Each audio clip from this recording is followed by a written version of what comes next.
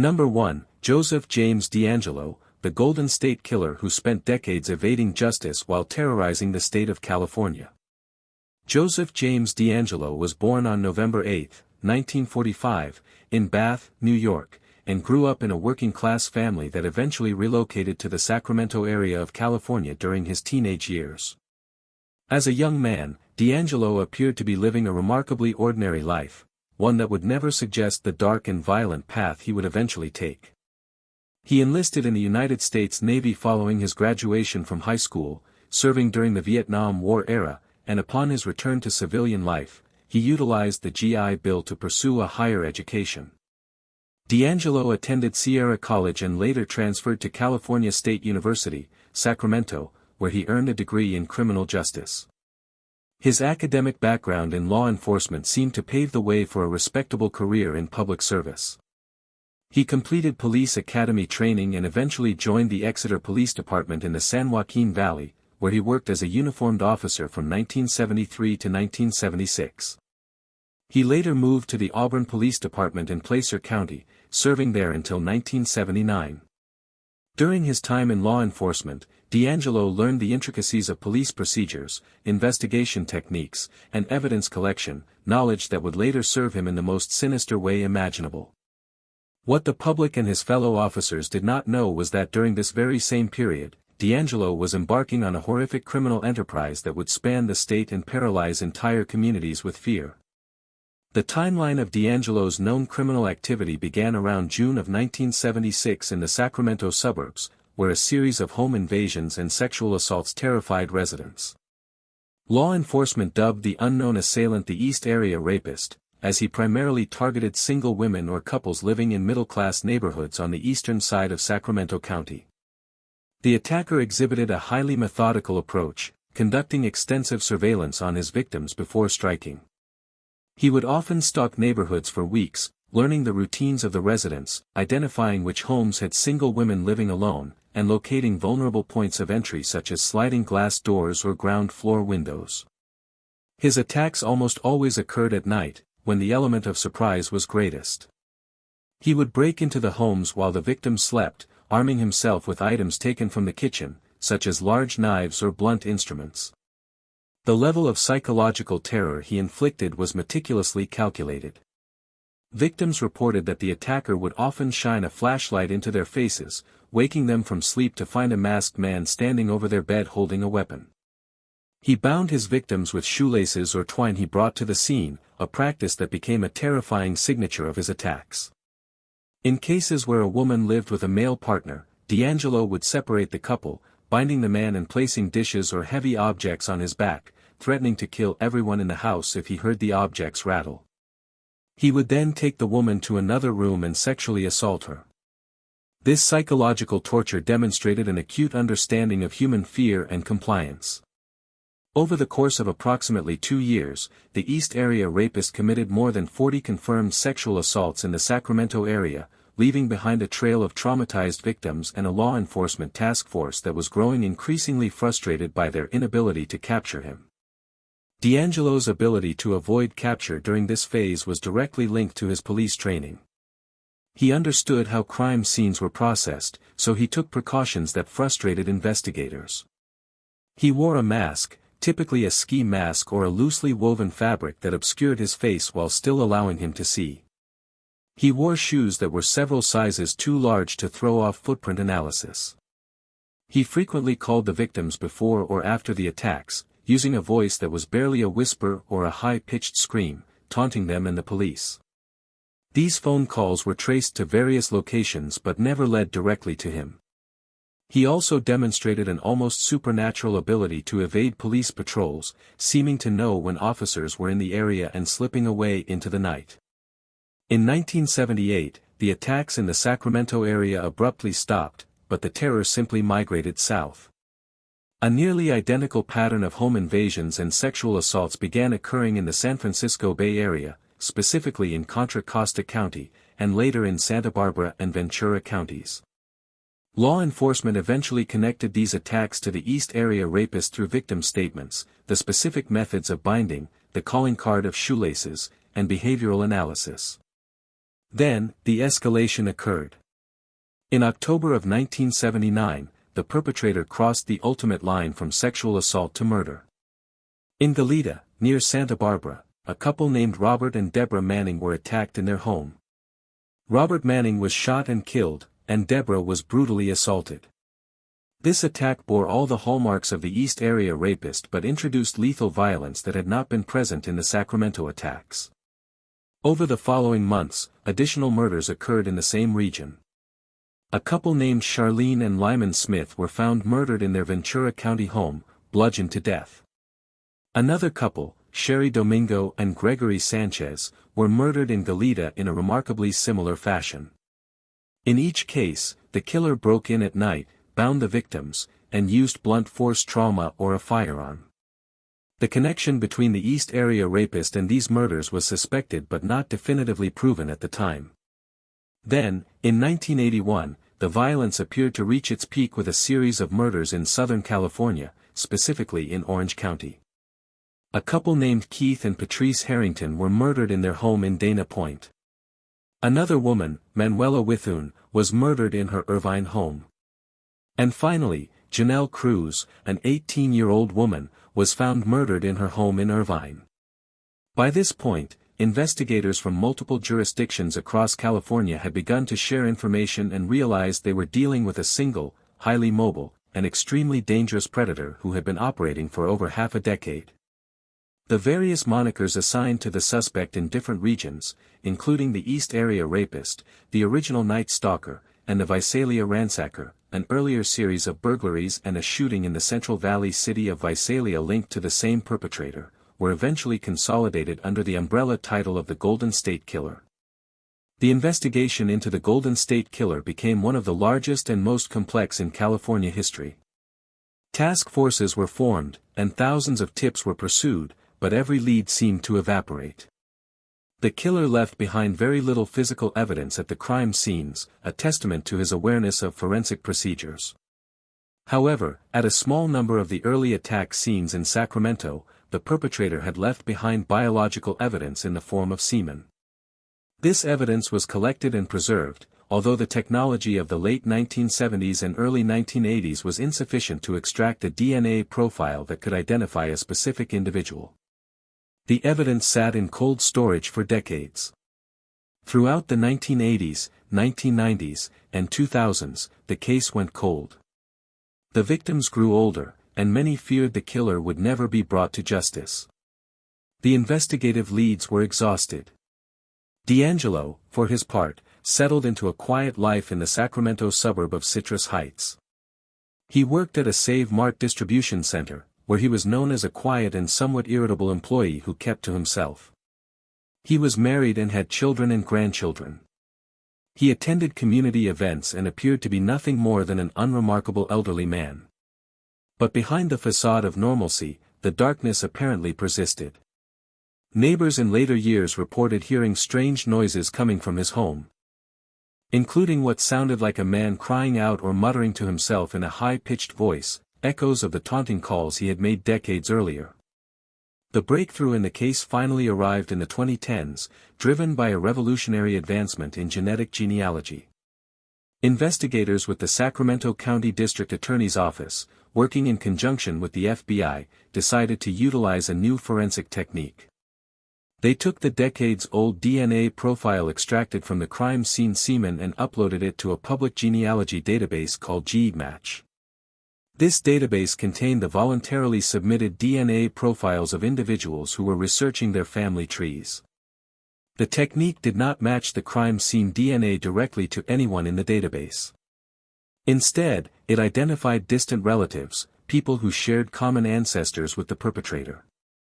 Genealogist Michelle McNamara, a true crime writer who had coined the term Golden State Killer and had been instrumental in keeping public attention on the case before her death in 2016, had helped lay the groundwork for this approach. Working with law enforcement, forensic genealogist Paul Holes and others built a family tree that extended back several generations. By tracing the genetic markers through the family lines, they were able to narrow the pool of potential suspects down to a small number of men who fit the age, location, and physical description of the Golden State Killer. The investigation focused on the DeAngelo family line.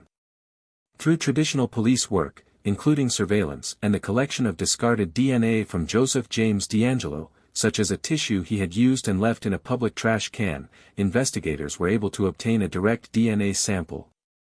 In April of 2018, the forensic laboratory compared the DNA from the discarded tissue to the crime scene DNA. It was an absolute match. Joseph James DeAngelo was the Golden State Killer. On April 24, 2018, DeAngelo was arrested outside his Citrus Heights home by a SWAT team. He was taken into custody without incident.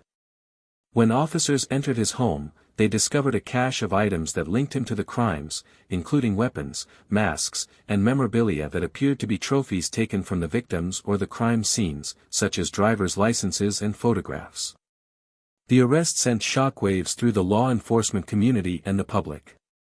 The killer who had eluded capture for over 40 years, the man who had terrorized an entire state and left a trail of death and trauma, was not a criminal mastermind operating from the shadows of organized crime.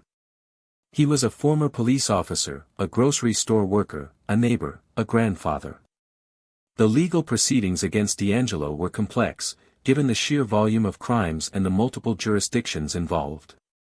Prosecutors from Sacramento, Contra Costa, Santa Barbara, Ventura, and Orange counties had to coordinate to ensure that justice was served for all the victims. Ultimately, to avoid the possibility of a death sentence and to bring closure to the victims and their families without subjecting them to multiple grueling trials, DeAngelo agreed to plead guilty. In June of 2020, Joseph James DeAngelo appeared in a Sacramento County courtroom and entered a plea of guilty to 13 counts of first-degree murder, as well as numerous counts of kidnapping, burglary, and sexual assault. The victims and their families were given the opportunity to make impact statements during the hearing, addressing DeAngelo directly. The courtroom heard decades of accumulated pain, grief, and rage as survivors and the families of those murdered described the profound and lasting impact of his crimes. Women who had been assaulted in the 1970s spoke of living in fear for 40 years, never knowing if the man who violated them would return. Children who had lost their parents spoke of growing up without the guidance and love that was stolen from them. DeAngelo sat in the courtroom, a frail and elderly man, showing little visible emotion as the torrent of suffering he had caused was laid before him. The judge sentenced him to multiple consecutive terms of life in prison without the possibility of parole. The case of Joseph James DeAngelo had profound implications for the criminal justice system and forensic science. It demonstrated the extraordinary power of genetic genealogy as an investigative tool. Since the DeAngelo arrest, this technique has been used to solve dozens of other cold cases across the country, identifying perpetrators who had believed they had gotten away with their crimes. However, the use of public genealogy databases by law enforcement also raised significant privacy concerns and sparked a national debate about the balance between solving violent crimes and protecting the genetic information of innocent citizens. The ethical and legal boundaries of this technology continue to be negotiated in courts and legislatures today. Joseph James DeAngelo is currently serving his sentence in protective custody at a California prison, spending the remainder of his life in a cell, a far cry from the freedom he enjoyed for decades while carrying the weight of his horrific crimes. The impact of his actions on the victims, their families, and the communities he terrorized is permanent. The case stands as a stark reminder that evil can hide behind the most ordinary of facades and that with persistence and technological advancement, even the most meticulously crafted shield of evasion can eventually be pierced. The survivors of the Golden State Killer finally received the answer they had waited a lifetime to hear, and the man who manipulated the legal system and evaded capture for over 40 years was finally held accountable for the full scope of his terror. Number 2, Samuel Little, one of the most prolific serial killers in American history who manipulated the criminal justice system for decades by targeting the most vulnerable women in society, ensuring their deaths went largely unnoticed and uninvestigated. Samuel Little was born on June 7, 1940, in Reynolds, Georgia, a small town where his early life was marked by instability and transience. His mother, a prostitute, frequently moved him and his siblings around the country, and Little himself later claimed he had little contact with his father. This nomadic upbringing meant Little never formed lasting attachments to communities or institutions, a pattern that would define his entire life and make him an extraordinarily difficult target for law enforcement. As a young man, Little began accumulating a criminal record that spanned multiple states and included charges ranging from petty theft to fraud, drunk driving, and assault. He was a drifter in the truest sense of the word, moving through cities across the United States, living on the margins of society, and relying on his wits and a variety of aliases to avoid sustained scrutiny.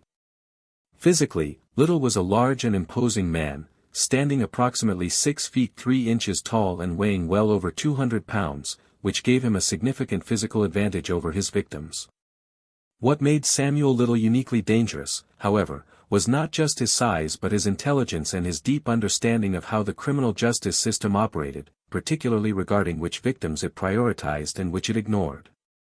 Little's method of operation was chilling in its simplicity and its exploitation of systemic biases. He primarily targeted women who were marginalized by society, including prostitutes, drug addicts, homeless women, and transients. These were women who were often estranged from their families, who lived transient lifestyles, and who, when they disappeared, were unlikely to generate the kind of intensive police investigations that a missing person from a stable middle-class background would receive. Little understood this dynamic intuitively. He knew that in many jurisdictions, the disappearance of a sex worker or an addicted woman was treated as a low priority, if it was investigated at all. He also knew that if the body of such a woman was found, the cause of death was often assumed to be related to her lifestyle, such as a drug overdose or exposure to the elements, rather than a deliberate homicide. This systemic indifference became Little's greatest weapon and his primary shield against capture for decades. Little's killing method was consistent across his known cases and contributed directly to the difficulty investigators had in identifying the deaths as murders. He did not use firearms or knives in the vast majority of his crimes. Instead, he killed his victims by manual strangulation. He would approach women, often in areas known for prostitution or drug activity, and gain their trust or simply overpower them. He would then strangle them with his bare hands until they were dead. This method left almost no conventional forensic evidence at the crime scenes. There were no bullet casings, no stab wounds, and no obvious weapons to recover. More critically, manual strangulation often does not leave the kind of obvious external physical trauma that immediately signals a homicide to a medical examiner, particularly if the body is discovered in a state of decomposition. In many of the cases attributed to Little, the deaths were originally classified as accidental overdoses, natural causes, or undetermined, allowing Little to slip through the cracks of the system time and time again. Little's killing spree spanned an astonishing time frame, with confirmed murders stretching from at least 1970 to 2005, a period of 35 years. He moved freely across the country, committing murders in California, Florida, Texas, Georgia, Kentucky, Louisiana, Mississippi, Ohio, Oklahoma, Tennessee, and other states. Because he had no fixed base of operations and because his victims were scattered across vast geographic distances and different police jurisdictions, no single law enforcement agency was able to connect the dots. There was no discernible pattern of geography that would trigger a multi-state task force. Each murder appeared to be an isolated incident, a tragedy confined to a specific community, and in many cases, a tragedy that was barely acknowledged. The investigation that eventually brought Samuel Little to justice did not begin with a sudden breakthrough in a decades-old murder case. Instead, it began with a relatively mundane arrest. In September of 2012, Little was arrested at a homeless shelter in Louisville, Kentucky, on a drug charge. He was subsequently extradited to California to face a charge of failing to appear in court on a prior drug and drunken driving case in Los Angeles. When he was booked into the Los Angeles County Jail, his DNA was collected as part of a standard protocol for felony arrests. This routine procedure would prove to be his undoing. Little's DNA profile was entered into the Combined DNA Index System, known as CODIS, a federal database that stores DNA profiles from crime scenes and convicted offenders. The system returned a hit, connecting Little's DNA to the unsolved murders of 3 women in the Los Angeles area. The first was Carol Alford, whose body was found in an alley in 1987. The second was Audrey Nelson, whose body was discovered in a dumpster in 1989. The third was Guadalupe Apodaca, whose body was found in a motel parking lot in 2003. In all three cases, the women had been strangled, and the deaths had been attributed to various causes other than homicide before the DNA connection was made. The Los Angeles County District Attorney's Office filed murder charges against Little in connection with these three cases, and the legal proceedings began. What happened next demonstrated the full extent of Little's manipulation and his arrogance regarding the criminal justice system. Despite the overwhelming DNA evidence linking him to 3 murders, Samuel Little refused to confess. He maintained his innocence and seemed to believe that he could outmaneuver the prosecutors, just as he had outmaneuvered police departments across the country for decades. During the trial, Little's defense attempted to cast doubt on the forensic evidence and to portray him as a victim of circumstance, but the DNA evidence was incontrovertible. In September of 2014, a Los Angeles jury convicted Samuel Little of the 3 murders, and he was sentenced to 3 consecutive life sentences without the possibility of parole.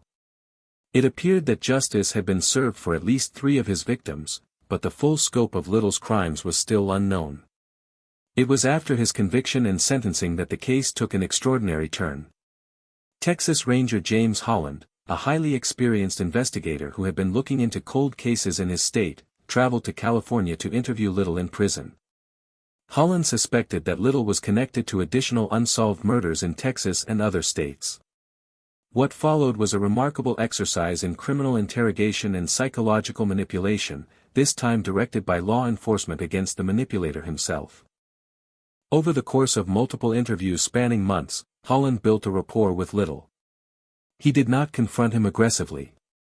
Instead, he engaged him in conversation, listened to his stories, and gradually steered the discussions toward the unsolved cases. Holland understood that Little, who had spent his entire life feeling invisible and underestimated, craved recognition. He wanted his crimes to be acknowledged. He wanted the world to know what he had done. Exploiting this narcissistic need, Holland eventually persuaded Little to begin confessing. The confessions that followed were staggering in their volume and their detail. Samuel Little confessed to killing 93 women across the United States over a period of 35 years, making him one of the most prolific serial killers in American history, surpassing even the totals attributed to killers like Ted Bundy and John Wayne Gacy. The detail Little provided in his confessions was crucial to their verification. He drew sketches of many of his victims from memory, creating portraits of women he had strangled decades earlier. These sketches were released to the public by the FBI, and in several instances, the drawings were matched to unidentified remains in cold case files around the country. Little was able to describe the locations where he dumped the bodies with remarkable accuracy, leading investigators to revisit sites and, in some cases, reclassify deaths that had been ruled accidental or natural as homicides. As of the conclusion of the investigation, the FBI has confirmed 50 of Little's 93 confessions, with the remaining cases still under investigation. The verified cases span 19 states. The case of Samuel Little exposed deep and uncomfortable truths about the American criminal justice system. His ability to kill with impunity for decades was not simply a failure of forensic science. It was a failure of societal priorities. Little chose his victims precisely because he knew that their lives were not valued by the institutions tasked with protecting them.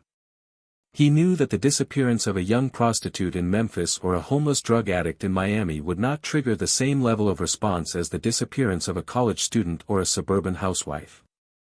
He exploited the racism, classism, and stigma that surrounded his victims, using society's indifference as a weapon more powerful than any firearm.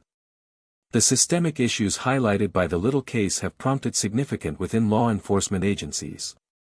Many departments have acknowledged that their handling of cases involving marginalized victims was inadequate and have committed to reviewing cold cases with a more critical eye. The FBI launched a national initiative to match Little's confessions to unsolved cases, a collaborative effort that has resulted in the identification of numerous previously unknown victims and the closure of cases that had been shelved for decades. Samuel Little died on December 30, 2020, at the age of 80, while in custody at a California hospital. He never expressed remorse for his crimes, viewing them simply as something he did, a fundamental part of who he was. His death closed a chapter in one of the darkest sagas in American criminal history, but it did not erase the damage he caused. The families of his victims, many of whom spent years not knowing what had happened to their loved ones, were left with the agonizing confirmation that their daughters, sisters, and mothers had been brutally murdered and then forgotten by a system that should have protected them. The victims of Samuel Little, women whose names were never household words and whose faces never appeared on national news broadcasts, finally received a measure of acknowledgement. The broader implication of the Little case is a continuing challenge to the justice system to ensure that every victim, regardless of their circumstances, receives the same level of investigative effort and judicial attention.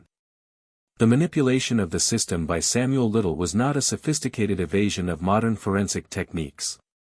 It was a brutal exploitation of the simplest and most enduring form of bias, the belief that some lives matter less than others. Dismantling that bias remains an unfinished and critical task for law enforcement and society at large. Number 3, Dennis Rader, the BTK strangler who murdered 10 people in Wichita, Kansas, and then spent decades taunting the police and the public while living in seemingly ordinary life as a church leader and municipal employee, manipulating the legal system through his chilling correspondence and his ability to vanish into plain sight. Dennis Lynn Rader was born on March 9, 1945, in Pittsburgh, Kansas, one of 4 sons born to William and Dorothea Rader. The family moved to Wichita when Dennis was a young boy, and it was in this Midwestern city that he would spend the vast majority of his life, committing crimes that would forever scar the community while simultaneously presenting himself as a model citizen. Rader's childhood appeared outwardly unremarkable, though those who would later analyze his psychological makeup suggested there were early indicators of a deeply disturbed individual, including a fascination with cruelty to animals and a troubling fixation on bondage and control. As a teenager, Rader was quiet, socially awkward, and struggled to form meaningful relationships with his peers. After graduating from high school, he attended Kansas Wesleyan University for a period before enlisting in the United States Air Force. During his time in the military, Rader served as a mechanic and was stationed in various locations, including overseas. Upon his discharge from the Air Force, he returned to Wichita and enrolled at Wichita State University, where he ultimately earned a degree in administration of justice, a field of study that would again prove to be a haunting choice for a man harboring violent fantasies. It was also during this post-military period that Rader married his wife, Paula Dietz, in 1971, and the couple eventually had 2 children. To the outside world, the Raders appeared to be a typical Midwestern family, attending church, participating in community activities, and living in modest, well-kept homes. The carefully constructed facade of normalcy that Dennis Rader built around himself was the foundation upon which his decades-long evasion of justice rested. The timeline of Rader's known murders began on January 15, 1974, when he entered the home of the Otero family in Wichita. Joseph Otero, a 38-year-old Air Force mechanic, his wife Julie, 34, and their 2 children, Josephine, 11, and Joseph, 9, were the first victims of what would become one of the most infamous killing sprees in American history. Rader had stalked the family, watching their routines and identifying the vulnerabilities of their home. On that morning, he broke in, armed with a handgun, and methodically terrorized and murdered the entire family. He strangled Joseph and Julie, and then killed the children. The brutality of the crime shocked the Wichita community to its core, and the police launched an immediate and intensive investigation. However, despite the collection of physical evidence and numerous interviews, the killer left no clear trail that led to his identity. Rader had been careful, though not as careful as he would become in later crimes. The Otero murders established several patterns that would define Rader's criminal career, including his preference for strangulation, his use of bindings, and his compulsion to control every aspect of the crime scene. Rader's next known attack occurred on April 4 of the same year, when he targeted Catherine Bright, a 21-year-old woman, in her home. Rader broke in and attempted to bind and strangle her, but Bright fought back with extraordinary ferocity. During the struggle, Rader shot her, and she later died from her wounds. Her brother, Kevin, who was also in the home, was shot multiple times but miraculously survived and provided a description of the attacker, although the description was not specific enough to lead to an arrest. The violence of this attack and the resistance he encountered seemed to both frustrate and invigorate Rader, pushing him to refine his methods. He realized that firearms left evidence, such as bullets and shell casings, and that victims who could fight back posed a threat to his capture. He decided that pure strangulation, coupled with meticulous planning and the element of surprise, was the safest approach. There was a gap in Rader's confirmed murders for several years following the Bright killing, a period during which he was likely honing his techniques, engaging in voyeuristic activities, and building the life of a respected community member. He joined Christ Lutheran Church in Wichita, where he would eventually become the president of the church council, a position of significant trust and visibility. He also began working for the city of Wichita, initially in an administrative role and later as a compliance officer for Park City, a small suburb just north of Wichita. In his professional capacity, Rader was responsible for enforcing local ordinances, a job that gave him a certain authority and a reason to be present in various neighborhoods at different times of day and night, a cover that perfectly suited his predatory activities. Rader resumed his killing in March of 1977 with the murder of Shirley Vian, a 24-year-old mother of 3. Rader broke into her home, bound her, and strangled her while her 3 young children were locked in a bathroom. He left the children unharmed, a disturbing choice that suggested a twisted set of internal rules governing his violence. In December of that year, he murdered Nancy Fox, a 25-year-old woman, in her home, again using strangulation after binding her.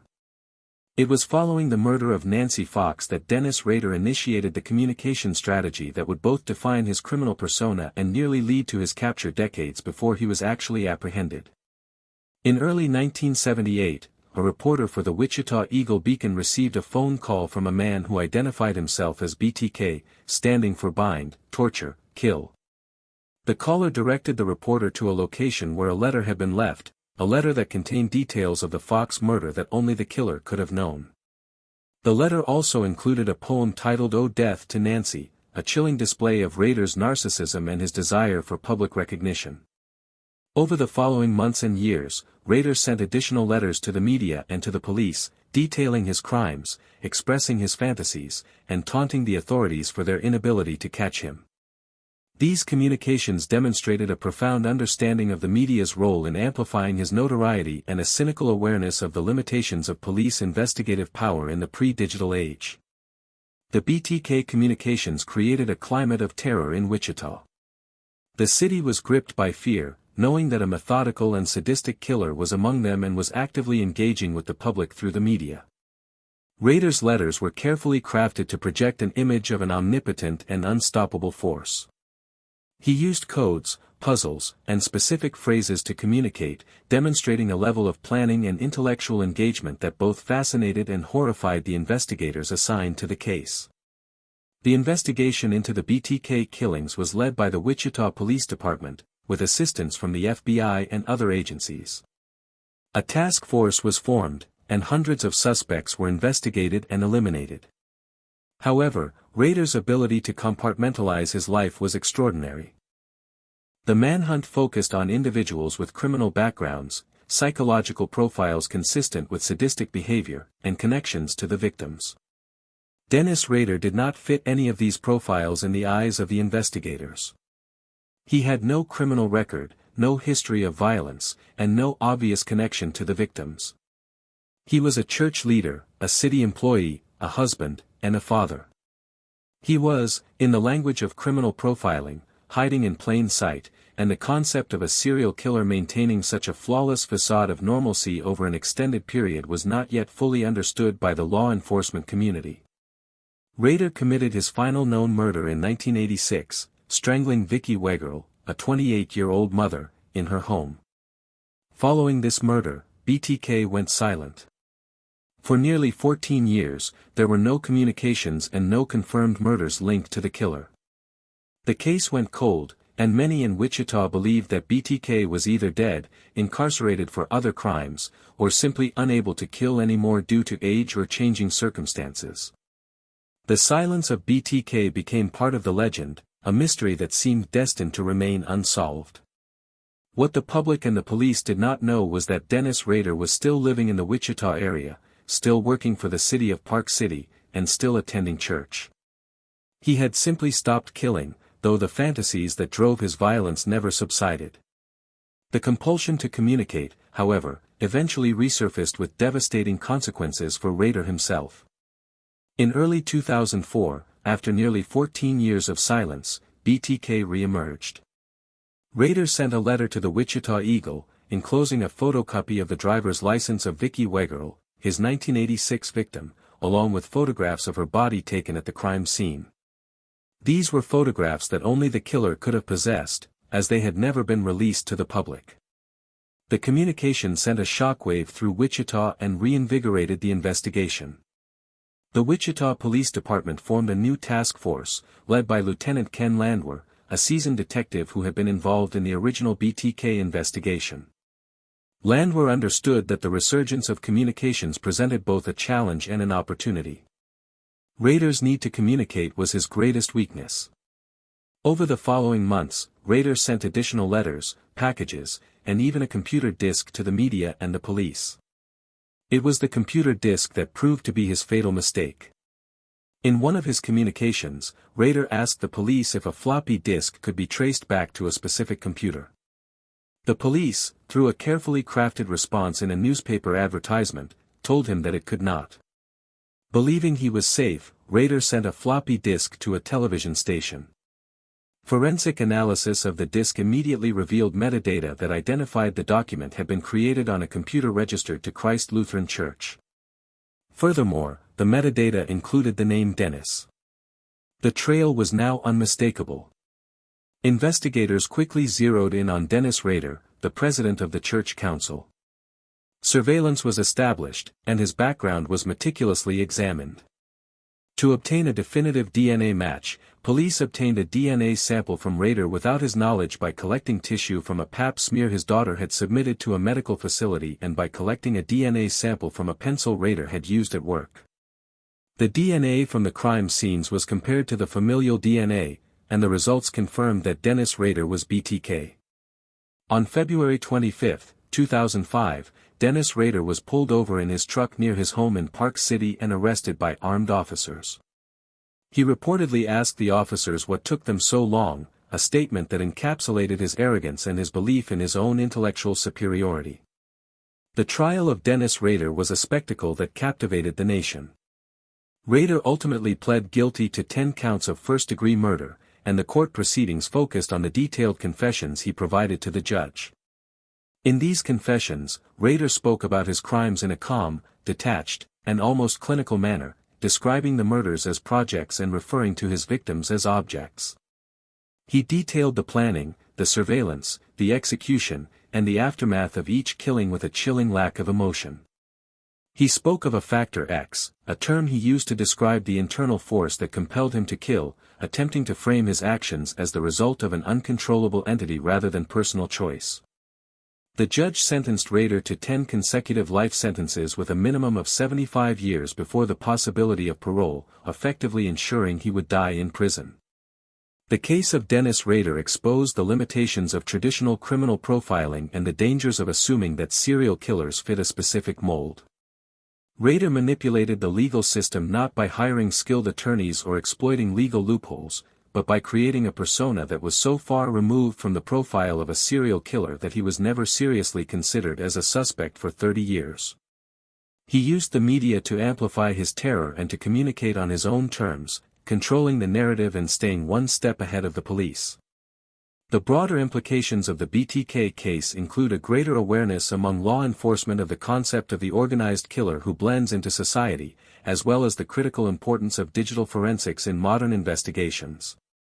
The mistakes Rader made in his communications, particularly the use of the floppy disk, demonstrated that even the most calculating criminals can be undone by their own narcissism and their underestimation of technological advancement. Dennis Rader is currently serving his life sentences at the El Dorado Correctional Facility in Kansas. The community of Wichita, while relieved that BTK was finally identified and incarcerated, continues to grapple with the betrayal of trust represented by Rader's decades of deception.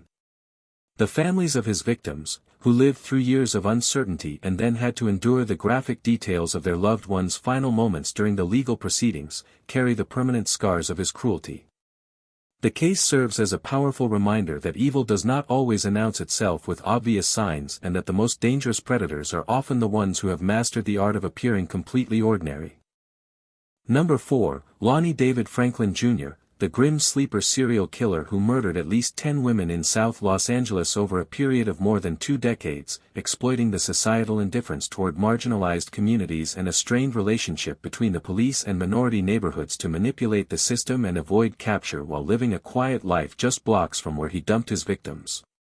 Lonnie David Franklin Jr. was born on August 30, 1952, in Los Angeles, California, and grew up in the south-central area of the city, a region that has historically struggled with poverty, crime, and a fraught relationship with the Los Angeles Police Department.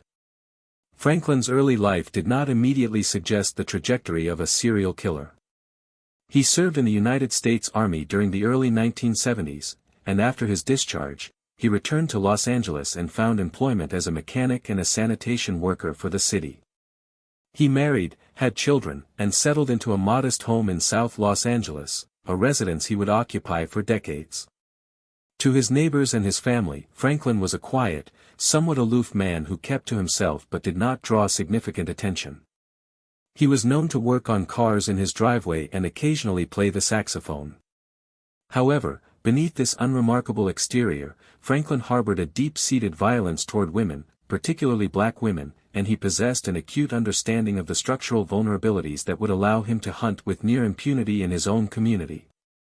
The timeline of Franklin's known murders began in the mid-1980s, a period when the crack cocaine epidemic was ravaging South Los Angeles and overwhelming the capacity of law enforcement and social services. Between 1985 and 1988, Franklin murdered at least 7 women, all of whom were black, and many of whom were involved in prostitution or struggling with substance abuse. His first confirmed victim was Deborah Jackson, whose body was found in an alley in August of 1985. Over the following 3 years, the bodies of Henrietta Wright, Barbara Ware, Bernita Sparks, Mary Lowe, Lacrica Jefferson, and Alicia Alexander were discovered in alleys, vacant lots, and dumpsters in South Los Angeles. The causes of death varied, with some victims shot and others strangled or beaten, but the geographic clustering and the demographic profile of the victims suggested a pattern. However, in the context of the 1980s in South Los Angeles, where violent crime rates were extraordinarily high and the bodies of women involved in the street economy were discovered with tragic regularity, these deaths did not initially trigger the kind of intensive serial murder investigation that they might have in a more affluent area. The women were, in the eyes of the overwhelmed system, individual casualties of a dangerous environment rather than the victims of a single predatory killer. This systemic failure to connect the deaths was the first and most critical way in which Franklin manipulated the legal system. He chose his victims from a population that the system had implicitly deemed expendable, and he killed them in a manner that blended into the background noise of urban violence. After the murder of Alicia Alexander in 1988, the killings appeared to stop. For 14 years, no bodies matching the pattern were discovered. Investigators who had noted the possible connection between the earlier deaths were left with a cold trail and no new evidence to pursue. This lengthy hiatus led the media, and eventually the police, to dub the unknown killer the Grim Sleeper, a name that reflected the belief that the killer had gone dormant. What was not understood at the time was that Franklin had not stopped killing because of any internal compulsion to stop or because he had been scared into inactivity. He simply adapted. Investigators now believe that during this 14-year gap, Franklin continued to assault and possibly kill women, but he changed his methods of body disposal. Instead of leaving bodies in alleys and vacant lots in his own neighborhood, where they would be noticed and potentially connected, he likely transported the bodies to different areas or buried them in locations that have not yet been discovered. The Grim Sleeper had not slept, he had simply become more careful, leveraging the hiatus to lull the police into believing the threat had passed. The killings resumed in 2002 with the murder of Valerie McCorvey, and then continued with the deaths of Lucretia Washington in 2003 and Janicia Peters in 2007. The resumption of the murders, particularly the Peters case, where the body was found in a dumpster, reinvigorated the investigation. The Los Angeles Police Department, under significant public pressure from community activists who had long argued that the police were not doing enough to investigate the deaths of black women in South Los Angeles, formed a dedicated task force. The investigation was hampered by the passage of time and the degradation of evidence from the earlier cases, but a critical piece of forensic evidence had been preserved. Semen had been recovered from several of the crime scenes, and a DNA profile of the killer had been developed. However, the profile did not match anyone in the National DNA Database, CODIS. The perpetrator had never been convicted of a qualifying felony that would have required his DNA to be collected and entered into the system. Lonnie David Franklin Jr. had been arrested for various offenses over the years, including burglary and assault, but none of these convictions had triggered DNA collection under the laws that existed at the time. He was, in the language of forensic science, an invisible man in the database. The breakthrough in the Grim Sleeper case came through a forensic technique that was, at the time, highly controversial and represented the cutting edge of genetic investigation. In 2010, the LAPD, working with the District Attorney's Office, decided to employ a method known as familial DNA searching. This technique involved taking the crime scene DNA profile and searching the CODIS database not for an exact match, but for a partial match, indicating that the source of the crime scene DNA was closely related to someone already in the database. The search returned a partial match to a man named Christopher Franklin, who was incarcerated in a California prison. The analysis indicated that the Grim Sleeper was likely a close male relative of Christopher Franklin, most likely a father or a brother. Investigators immediately focused on the Franklin family. They identified Lonnie David Franklin Jr. as Christopher's father and began the painstaking process of building a case against him. Surveillance was established on Lonnie Franklin's home, and officers observed his daily routines. To obtain a direct DNA sample for comparison, investigators used a tactic that has since become a subject of legal and ethical debate. An undercover officer posing as a busboy at a restaurant where Franklin was eating collected a napkin and a cup that Franklin had used. The DNA extracted from the discarded items was compared to the crime scene DNA. It was an absolute match. Lonnie David Franklin Jr. was the Grim Sleeper. On July 7, 2010, Franklin was arrested outside his home by LAPD detectives. He was charged with 10 counts of murder and 1 count of attempted murder. The arrest was met with a complex mixture of relief and anger in South Los Angeles. Relief that a killer who had terrorized the community for a quarter of a century was finally in custody, and anger that it had taken so long, that so many women had died, and that the systemic biases that had allowed Franklin to operate for so long had not been addressed sooner. The legal proceedings against Franklin were protracted and difficult. The sheer volume of evidence, spanning decades, required meticulous organization. The prosecution's case relied heavily on the DNA evidence, which was irrefutable, as well as on ballistics evidence linking a firearm found in Franklin's home to several of the murders. The defense attempted to challenge the legality of the familial DNA search and the collection of the DNA from the discarded napkin, arguing that Franklin's Fourth Amendment rights against unreasonable search and seizure had been violated. The court, however, upheld the legality of the techniques, setting an important precedent for the use of familial DNA in criminal investigations. The trial also revealed the disturbing contents of Franklin's home, which was found to contain photographs of hundreds of women, many of whom appeared to be unconscious or in compromised positions. The police released these photographs to the public in an effort to identify the women and determine if there were additional victims. The release of the photos sparked further controversy, as some of the women were identified and expressed their outrage that their images, taken without their consent, had been disseminated by the police.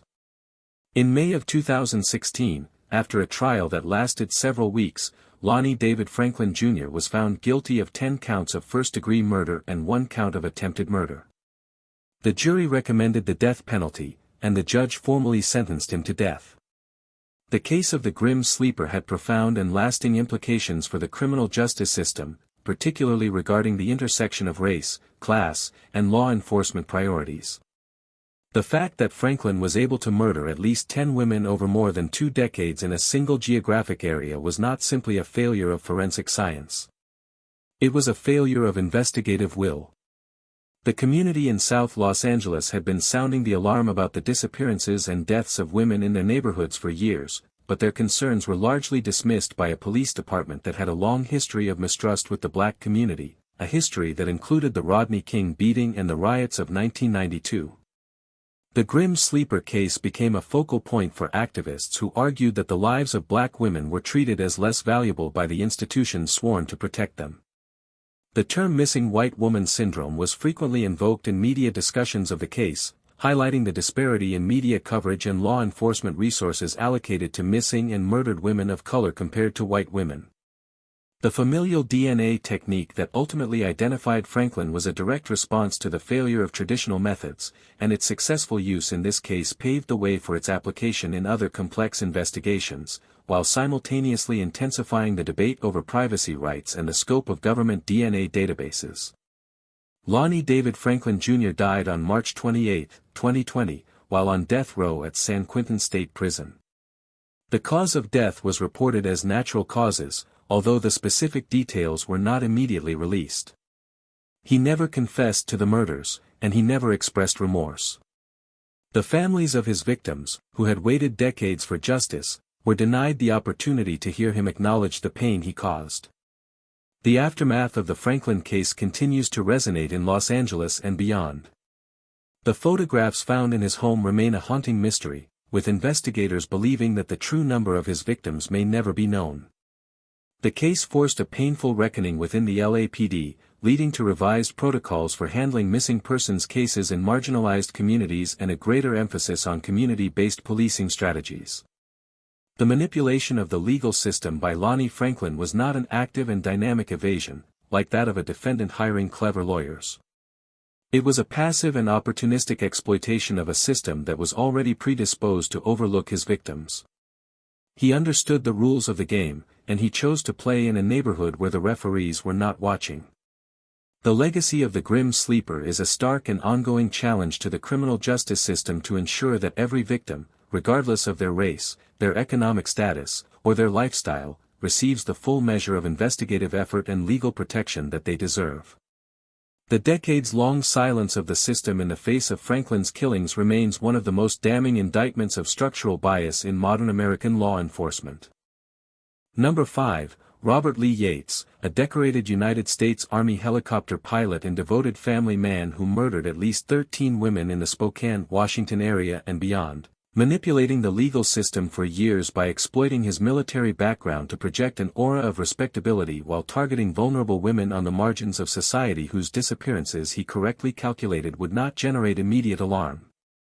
Robert Lee Yates was born on May 27, 1952, in Oakland, California, and spent much of his youth moving around the country as the son of a civilian employee of the United States Army. This transient upbringing instilled in Yates a familiarity with military culture and a disciplined, structured approach to his life that would later serve as the perfect camouflage for his violent predatory behavior. Yates enlisted in the United States Army in 1971 and attended the prestigious Warrant Officer Flight Training Program, eventually becoming a highly skilled helicopter pilot. Over the course of a 20-year military career, Yates served with distinction, accumulating numerous commendations and awards for his flying proficiency and his service. He was deployed to various locations around the world, including Germany and South Korea, and was stationed at multiple bases in the United States. He married his wife, Linda, and the couple had 5 children. To anyone observing the Yates family from the outside, they appeared to be the embodiment of military virtue, a tight-knit, morally upright, and deeply religious household. Yates was known to his military colleagues as a quiet, competent, and reliable officer who never drew negative attention. He attended church regularly, coached his children's sports teams, and maintained an immaculate home. This carefully curated image of stability and patriotism was the shield behind which Yates concealed a pathological hatred of women and a compulsion to kill that he had been carrying since at least the mid-1970s. The timeline of Yates's known violent criminal behavior stretches back to 1975, long before he settled in Washington state, with the murder of 2 young women near the military base where he was stationed in Walla Walla, Washington. The bodies of Susan Savage and Patrick Walsh were discovered in rural areas, and while Yates was not identified as the perpetrator at the time, he would later confess to these murders after his eventual capture. These early killings demonstrated that Yates's violent fantasies were not a late-life development but rather a persistent and underlying current throughout his adult life, one that he was able to compartmentalize with extraordinary effectiveness while continuing to function in the high-stress environment of military aviation. After retiring from the Army in 1996 with the rank of Chief Warrant Officer 4, Yates and his family relocated to the Spokane, Washington area, settling in the suburban neighborhood of Millwood. It was here, in the relatively quiet Pacific Northwest, that Yates would embark on the most concentrated and lethal phase of his killing spree. Beginning in 1996 and continuing through 1998, Spokane was gripped by a terrifying mystery as the bodies of women began appearing in remote areas on the outskirts of the city and in neighboring counties. The victims included women such as Stacy Hazard, a 23-year-old mother of two whose body was found in a rural area south of Spokane in 1997, Shawn Johnson, a 36-year-old woman discovered in a ditch in 1997, Linda McGee, whose body was found in a field in 1998, and Melinda Mercer, a 24-year-old woman discovered in a vacant lot in 1998. The victims shared common characteristics that made them particularly vulnerable to a predator like Yates. They were almost exclusively women involved in prostitution or struggling with severe substance abuse, women who lived transient lifestyles and who operated in the shadowy underworld of the Spokane streets. Yates would pick these women up, typically in his vehicle, drive them to secluded rural locations, and murder them, most commonly by shooting them with a small-caliber firearm. He would then dump their bodies in remote areas, often returning later to the dump sites to engage in acts of necrophilia, a depravity that demonstrated the depth of his sexual psychopathy. The investigation into the Spokane murders was initially fragmented because the bodies were discovered across multiple jurisdictions, including the city of Spokane, Spokane County, and adjacent counties. There was no immediate recognition that a single serial killer was responsible. As the body count mounted, however, the Spokane Police Department and the Spokane County Sheriff's Office formed a joint task force, and the media began reporting on the possibility of a serial killer operating in the area. The task force faced enormous challenges. The victims' lifestyles made it difficult to determine exactly when they had disappeared, which complicated the establishment of timelines. The remote locations where the bodies were dumped yielded very little in the way of forensic evidence, as the elements and wildlife had often degraded the crime scene significantly. Furthermore, the transient nature of the victims' lives meant that there were few people who could provide reliable information about their movements or the people they had been with prior to their disappearances. Yates understood these investigative limitations perfectly. His military training had taught him the importance of reconnaissance, planning, and the selection of optimal terrain, skills that he directly applied to his hunting of human beings. He chose dump sites that were accessible by vehicle but invisible from main roads, and he chose victims who were unlikely to be missed immediately. He was, in every respect, conducting a covert military operation against a civilian population, and he was operating with a level of discipline that frustrated the task force at every turn. The breakthrough in the case came in April of 2000, when a woman who had been working as a prostitute in Spokane survived a horrific encounter with Yates and came forward to the police. The woman, whose identity was protected during the investigation, reported that a man had picked her up, driven her to a remote area, and attempted to shoot her. During the struggle, she managed to escape and flee to safety. She was able to provide a description of the man and, crucially, a partial description of his vehicle. The task force, acting on this information, intensified their surveillance of areas where prostitutes were known to work and began looking for a vehicle that matched the description. On April 18, 2000, a Spokane police officer observed a white Corvette matching the general description of the suspect vehicle parked near a known area of street prostitution. The officer watched as a man, later identified as Robert Lee Yates, approached a woman and engaged her in conversation. Yates was stopped by the police, and while there was not yet enough evidence to arrest him for murder, the encounter provided investigators with his identity and allowed them to begin building a case against him. The subsequent investigation moved with remarkable speed once Yates was identified as a suspect. Detectives obtained a warrant to search Yates's home and his vehicles. The search of the white Corvette yielded critical evidence, including a microscopic speck of blood that matched the DNA of one of the murder victims. Searches of Yates's other vehicles revealed additional trace evidence linking him to multiple crime scenes. Furthermore, investigators discovered that Yates had been stopped by police on several prior occasions in the vicinity of areas where prostitutes worked, but because he had no criminal record and presented a clean-cut, military demeanor, he had been sent on his way without further scrutiny. The clean-cut, military demeanor that had been Yates's greatest asset throughout his killing spree was now the focus of intense investigative scrutiny. The evidence against Yates was overwhelming, and the legal strategy that followed was a masterclass in the manipulation of the legal system by both the prosecution and the defense. Facing the prospect of a death penalty trial in Spokane County for the murders of the 13 women killed in the Spokane area, Yates and his defense team engaged in extensive plea negotiations with prosecutors. The defense recognized that the forensic evidence, particularly the DNA, made an acquittal virtually impossible.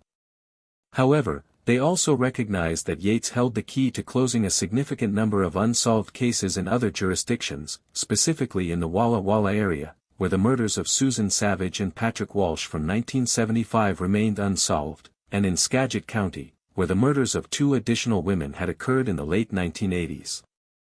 In October of 2000, Robert Lee Yates pled guilty in Spokane County to 13 counts of first-degree murder and 1 count of attempted murder as part of a plea agreement that spared him the death penalty.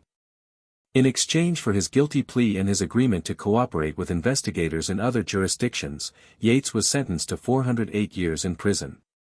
The plea agreement was met with outrage by the families of the victims in Spokane, who felt that Yates had escaped the ultimate punishment for his crimes. The manipulation of the system was readily apparent. Yates had used the leverage of his knowledge of additional murders to negotiate a deal that allowed him to live, a deal that prioritized the administrative closure of cold cases over the demands of retributive justice. However, the legal maneuvering was not over. Following his sentencing in Spokane, Yates was transported to Walla Walla County to face charges for the 1975 murders of Susan Savage and Patrick Walsh. In Walla Walla, the prosecutorial calculus was different. The county prosecutor, deciding that the plea deal in Spokane did not bind his office, chose to seek the death penalty. The trial in Walla Walla focused on the 2 1975 murders, and the prosecution presented a compelling case that included Yates's own confessions, which he had provided as part of his cooperation agreement with the Spokane authorities. In 2002, a jury in Walla Walla convicted Robert Lee Yates of 2 counts of aggravated first-degree murder and sentenced him to death. The death sentence in Walla Walla created a bizarre and unprecedented legal situation in which Yates was simultaneously serving a 408-year sentence that guaranteed he would die in prison and a death sentence that required a separate appellate process. The legal battles continued for years as Yates's attorneys appealed the death sentence on various grounds, including arguments about the fairness of allowing him to be prosecuted in Walla Walla after he had already pled guilty in Spokane. The appeals were ultimately unsuccessful, and the death sentence was upheld.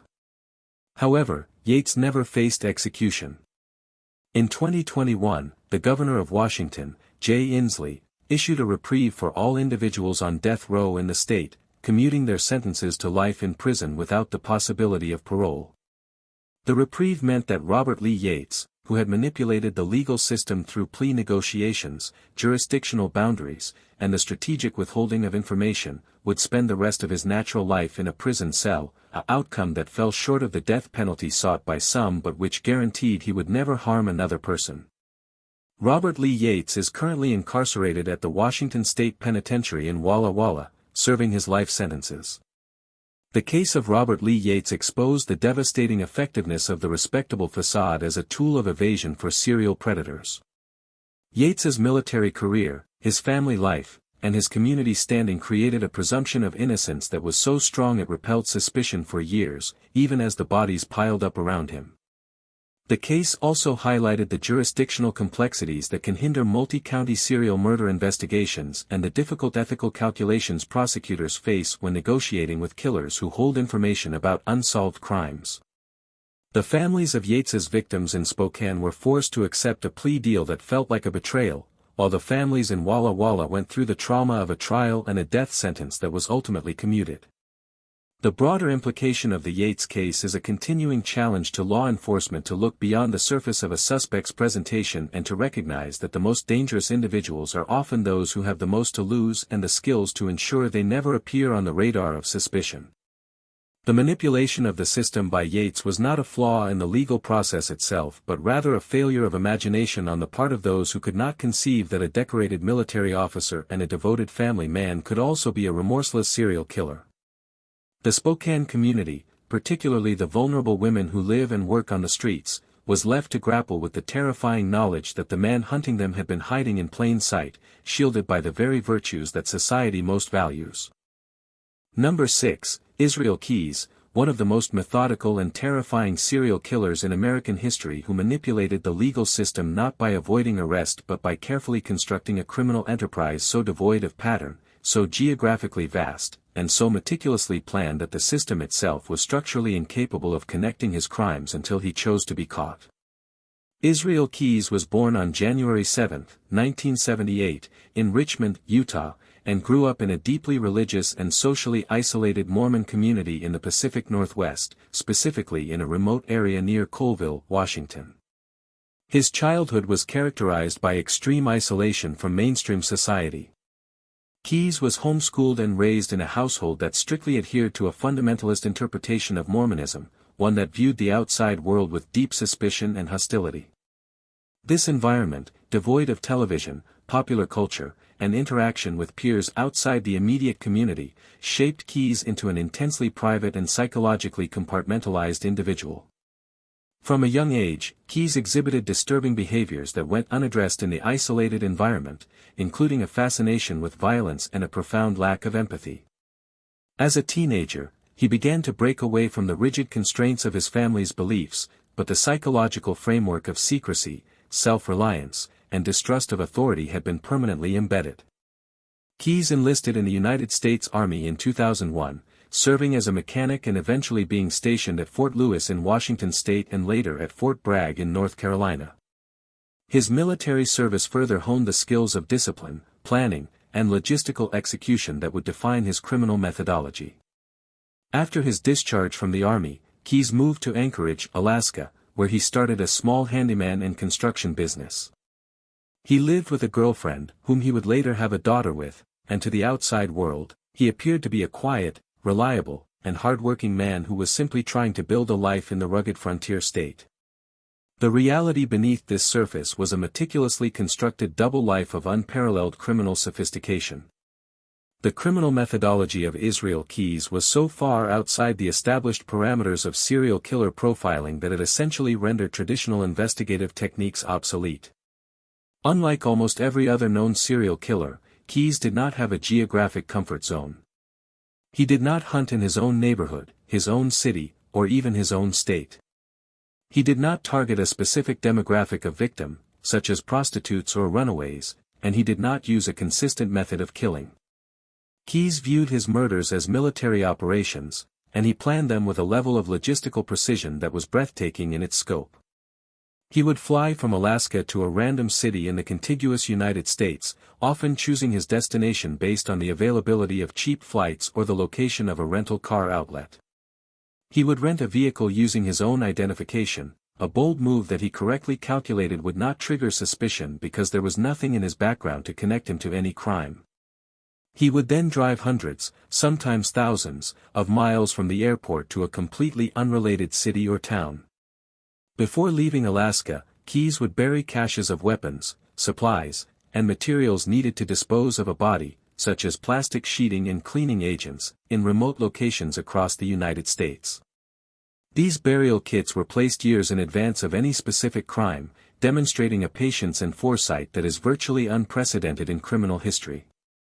When Keyes arrived in a target area, he would retrieve a cache, obtain a murder kit, and then begin hunting. He would choose a victim at random, someone who crossed his path by chance and who had no connection to him whatsoever. He would kidnap the victim, often using a gun obtained from the cache, drive them to a remote location, murder them, and then dispose of the body in a manner designed to ensure it would never be found. After the murder, he would meticulously clean the crime scene, dispose of the murder kit by burning it or burying it in a separate location, drive back to the rental car, return, and fly home to Alaska. By the time the victim was reported missing, Keyes was thousands of miles away, living his normal life, with no forensic evidence linking him to the crime scene and no geographic or relational connection to the victim that would ever lead investigators to his doorstep. Keyes did not kill frequently. Investigators believe he committed murders between 2001 and 2012, a period of 11 years, but the confirmed number is remarkably low for such a long span, with only 3 confirmed victims and additional suspected murders that he claimed but never provided enough detail to verify.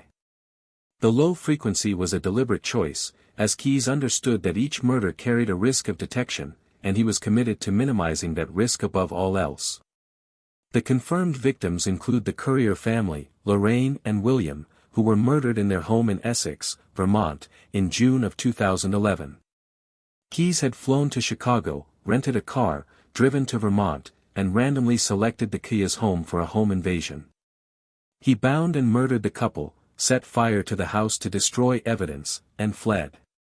The Currier case baffled Vermont authorities for months, as there was no motive, no suspect, and no forensic evidence at the scene. Another confirmed victim was Samantha Koenig, an 18-year-old barista in Anchorage, Alaska, who was kidnapped in February of 2012.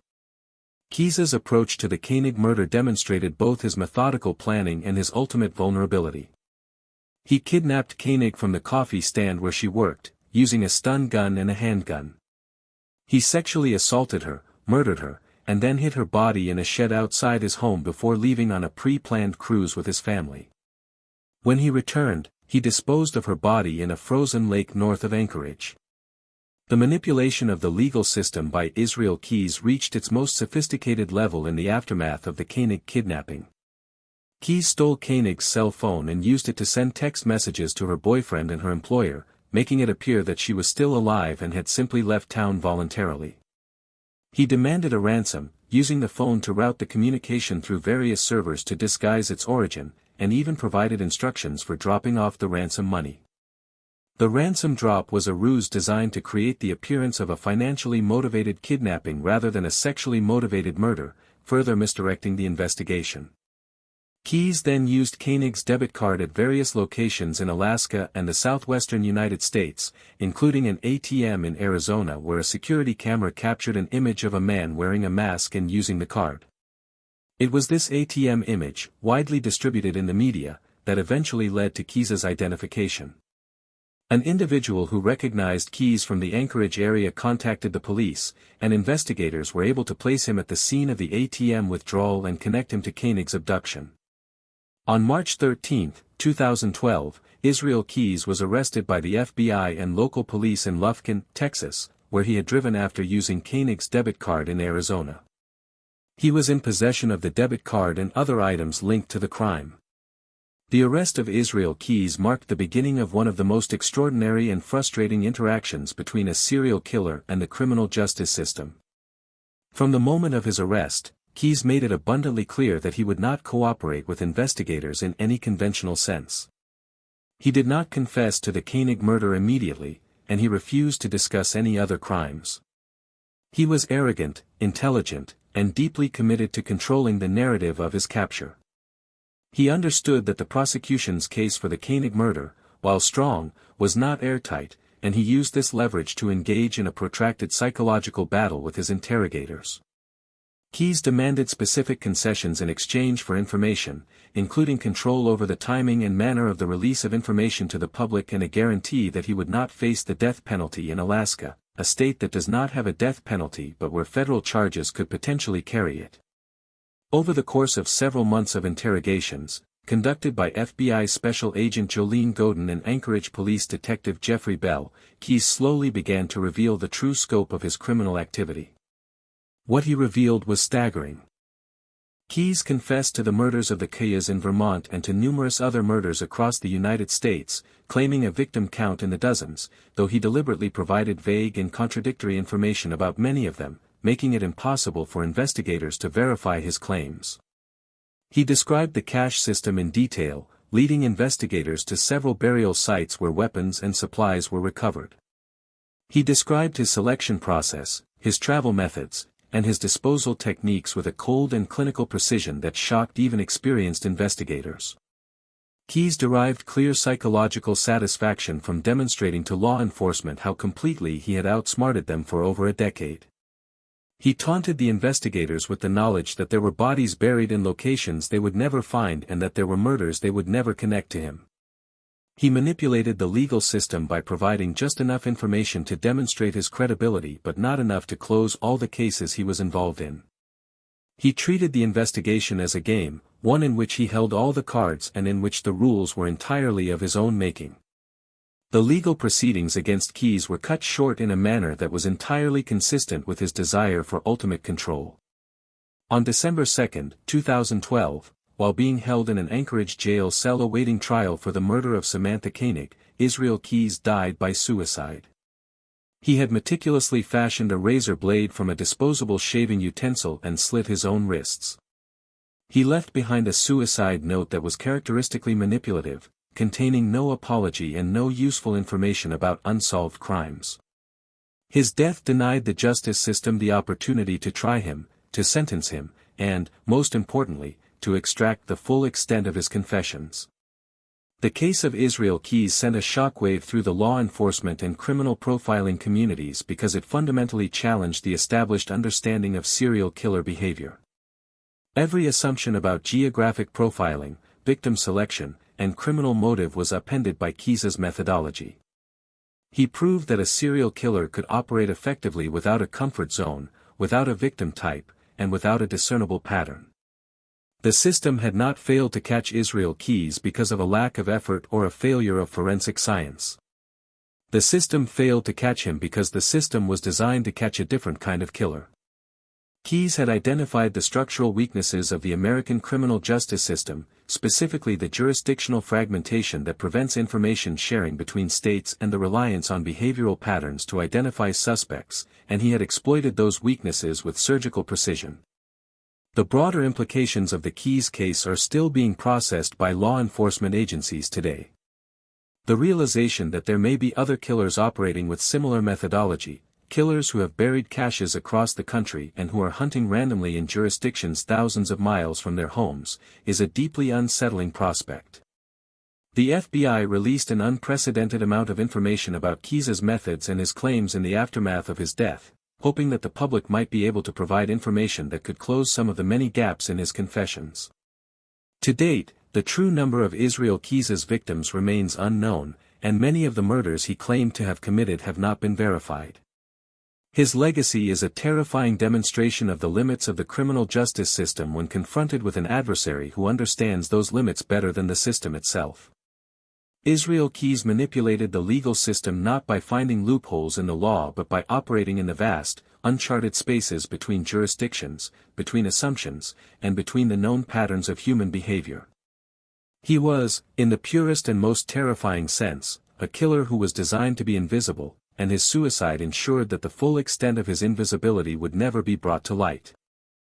Number 7, Herb Baumeister, a wealthy Indiana businessman and devoted father who murdered at least 11 young men on his sprawling suburban estate, manipulating the legal system by exploiting the homophobia and institutional indifference of the 1980s and 1990s to ensure that the disappearances of gay men from Indianapolis bars were never treated as the work of a single serial predator until the sheer volume of buried remains on his property made the truth impossible to ignore.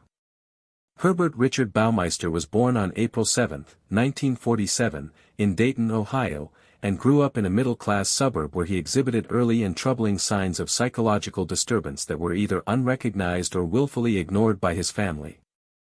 As a teenager, Baumeister was fascinated with death and decay, engaging in activities such as collecting dead animals and burying them in the backyard, behavior that in retrospect was a chilling precursor to his later crimes.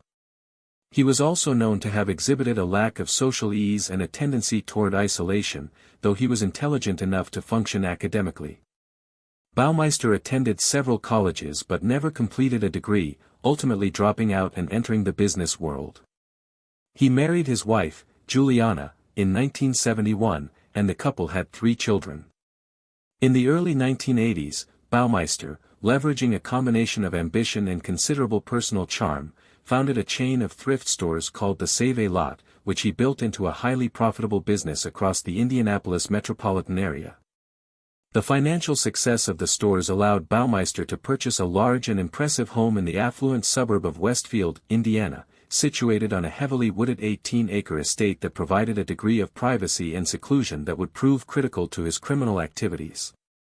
To the residents of Westfield and to the patrons of his thrift stores, Herb Baumeister was the epitome of suburban success, a self-made businessman, a loving father, and a generous community member. The reality was that Baumeister was a deeply closeted bisexual man who harbored violent sexual fantasies directed toward men, and the tension between his public persona and his private compulsions created a psychological pressure cooker that eventually erupted into horrific violence.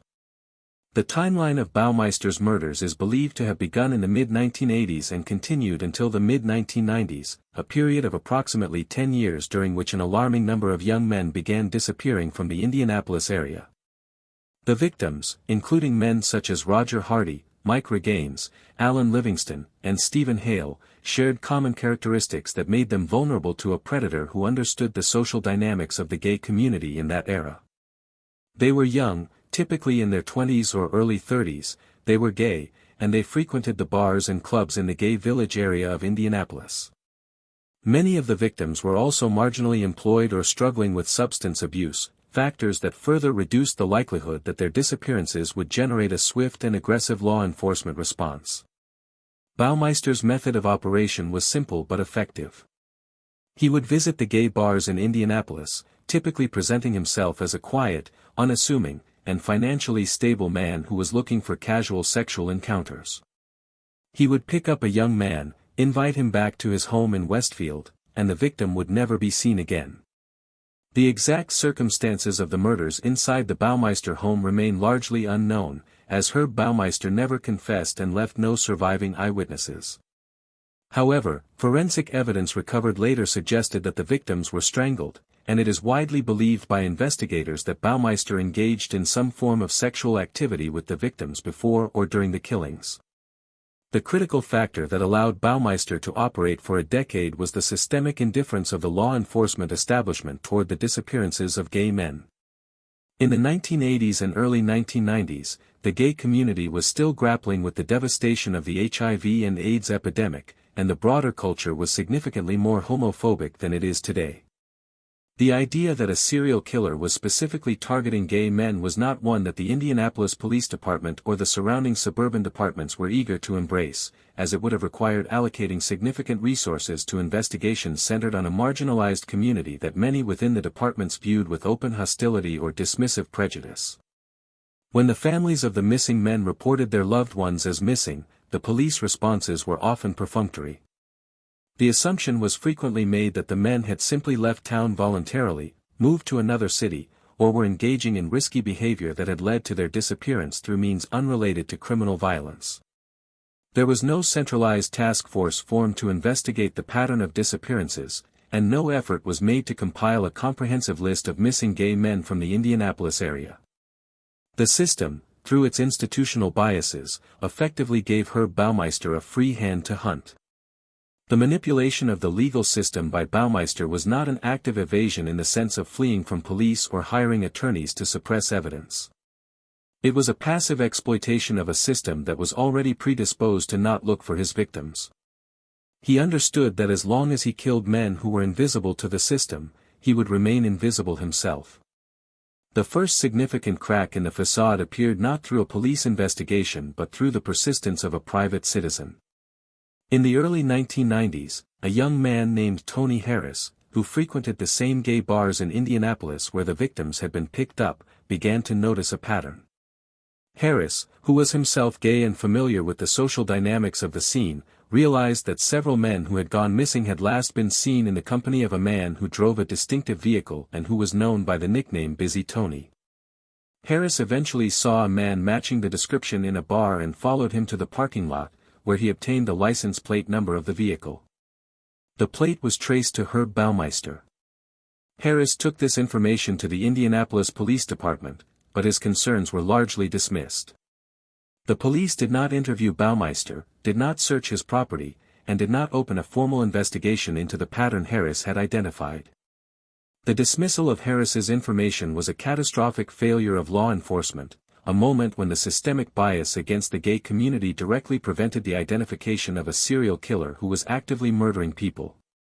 Harris, undeterred by the police indifference, eventually contacted the television show America's Most Wanted, which aired a segment on the missing men in 1995. The broadcast generated significant public attention and, crucially, caught the attention of Juliana Baumeister, Herb's wife. Juliana had been aware that her husband had some peculiar habits, including a tendency to disappear for long periods in the middle of the night and an insistence on doing all the laundry himself at unusual hours, but she had not connected these behaviors to the disappearances. After seeing the broadcast and hearing the description of the man and the vehicle, Juliana began to suspect that her husband might be involved. The tension within the Baumeister household escalated until Herb agreed to allow Juliana to take the children and leave.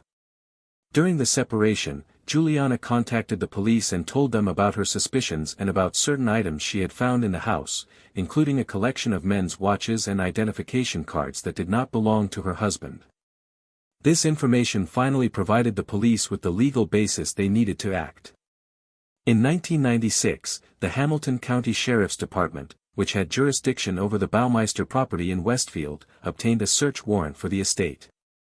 The search of the 18-acre property yielded a discovery that confirmed the worst fears of the community and transformed the case from a series of unconnected disappearances into one of the most horrific crime scenes in Indiana history.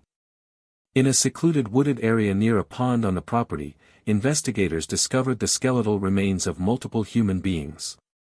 Over the course of the excavation, the remains of 11 men were recovered, all of whom had been buried in shallow graves. The condition of the remains made positive identification difficult, but eventually, several of the men were identified through dental records and DNA analysis as individuals who had been reported missing from the Indianapolis gay bars over the previous decade.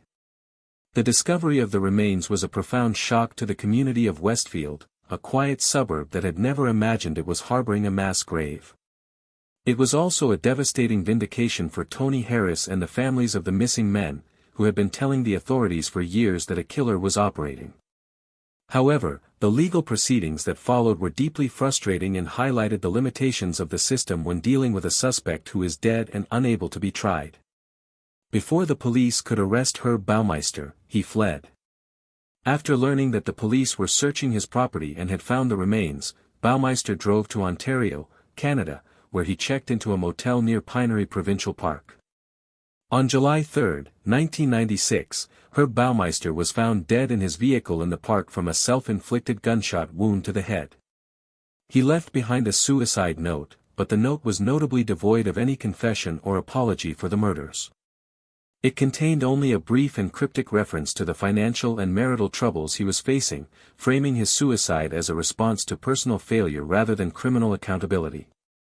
The suicide of Herb Baumeister denied the justice system the opportunity to formally try him, to hear his confession, and to obtain the full details of his crimes. The absence of a confession and a trial left significant gaps in the investigation. While 11 bodies were recovered from the Westfield property, investigators strongly suspected that Baumeister had murdered many more men whose remains have never been found. Some estimates put the total number of his victims as high as 20 or more, based on the number of missing men from the Indianapolis area during the relevant time period and on information that emerged after his death suggesting that Baumeister had traveled to other states, including Ohio and Illinois, where he may have disposed of additional bodies. The case of Herb Baumeister had a profound and lasting impact on the relationship between the gay community and law enforcement in Indianapolis and beyond. The failure of the Indianapolis Police Department to act on the information provided by Tony Harris became a symbol of institutional homophobia and a catalyst for change. In the aftermath of the case, the department underwent significant reforms in its handling of missing persons cases, particularly those involving members of the LGBTQ community. Advocacy groups pushed for greater sensitivity training for officers and for the establishment of dedicated liaisons between the police and marginalized communities. The broader implication of the Baumeister case is a stark illustration of the consequences of allowing bias to dictate investigative priorities. The disappearances of over a dozen men were not a mystery that required advanced forensic science to solve. They were a pattern that was identified by a private citizen and presented to the police on a silver platter, only to be ignored because the victims were gay. Herb Baumeister manipulated the legal system by understanding that the system's commitment to justice was conditional, that it did not extend equally to all members of society, and that he could hide his atrocities behind the wall of prejudice that separated the gay community from the protective embrace of the law. The legacy of the Baumeister case is a continuing reminder that the effectiveness of the criminal justice system is only as strong as its commitment to protecting the most vulnerable among us, and that when that commitment falters, the consequences can be measured in shallow graves. Number 8, Edmund Kemper, the co-ed killer who murdered 10 people in California, including his grandparents, 6 young female hitchhikers, and his mother, manipulating the legal system for decades by leveraging the state's own mental health institutions as a revolving door that released him back into society despite his documented and explicit desire to kill, and then using his cooperation with authorities to avoid the death penalty. Edmund Emil Kemper III was born on December 18, 1948, in Burbank, California, into a deeply dysfunctional family dynamic that would shape the trajectory of his entire life. His mother, Clarnell Strand Kemper, was an intelligent but deeply bitter and authoritarian woman who had divorced Edmund's father, an electrician, when Edmund was a young boy. Clarnell frequently belittled and humiliated Edmund, targeting his physical size and his emotional vulnerabilities with a cruelty that bordered on psychological torture. She would often lock him in a basement closet as punishment and constantly warned him that he would grow up to be a criminal like his father.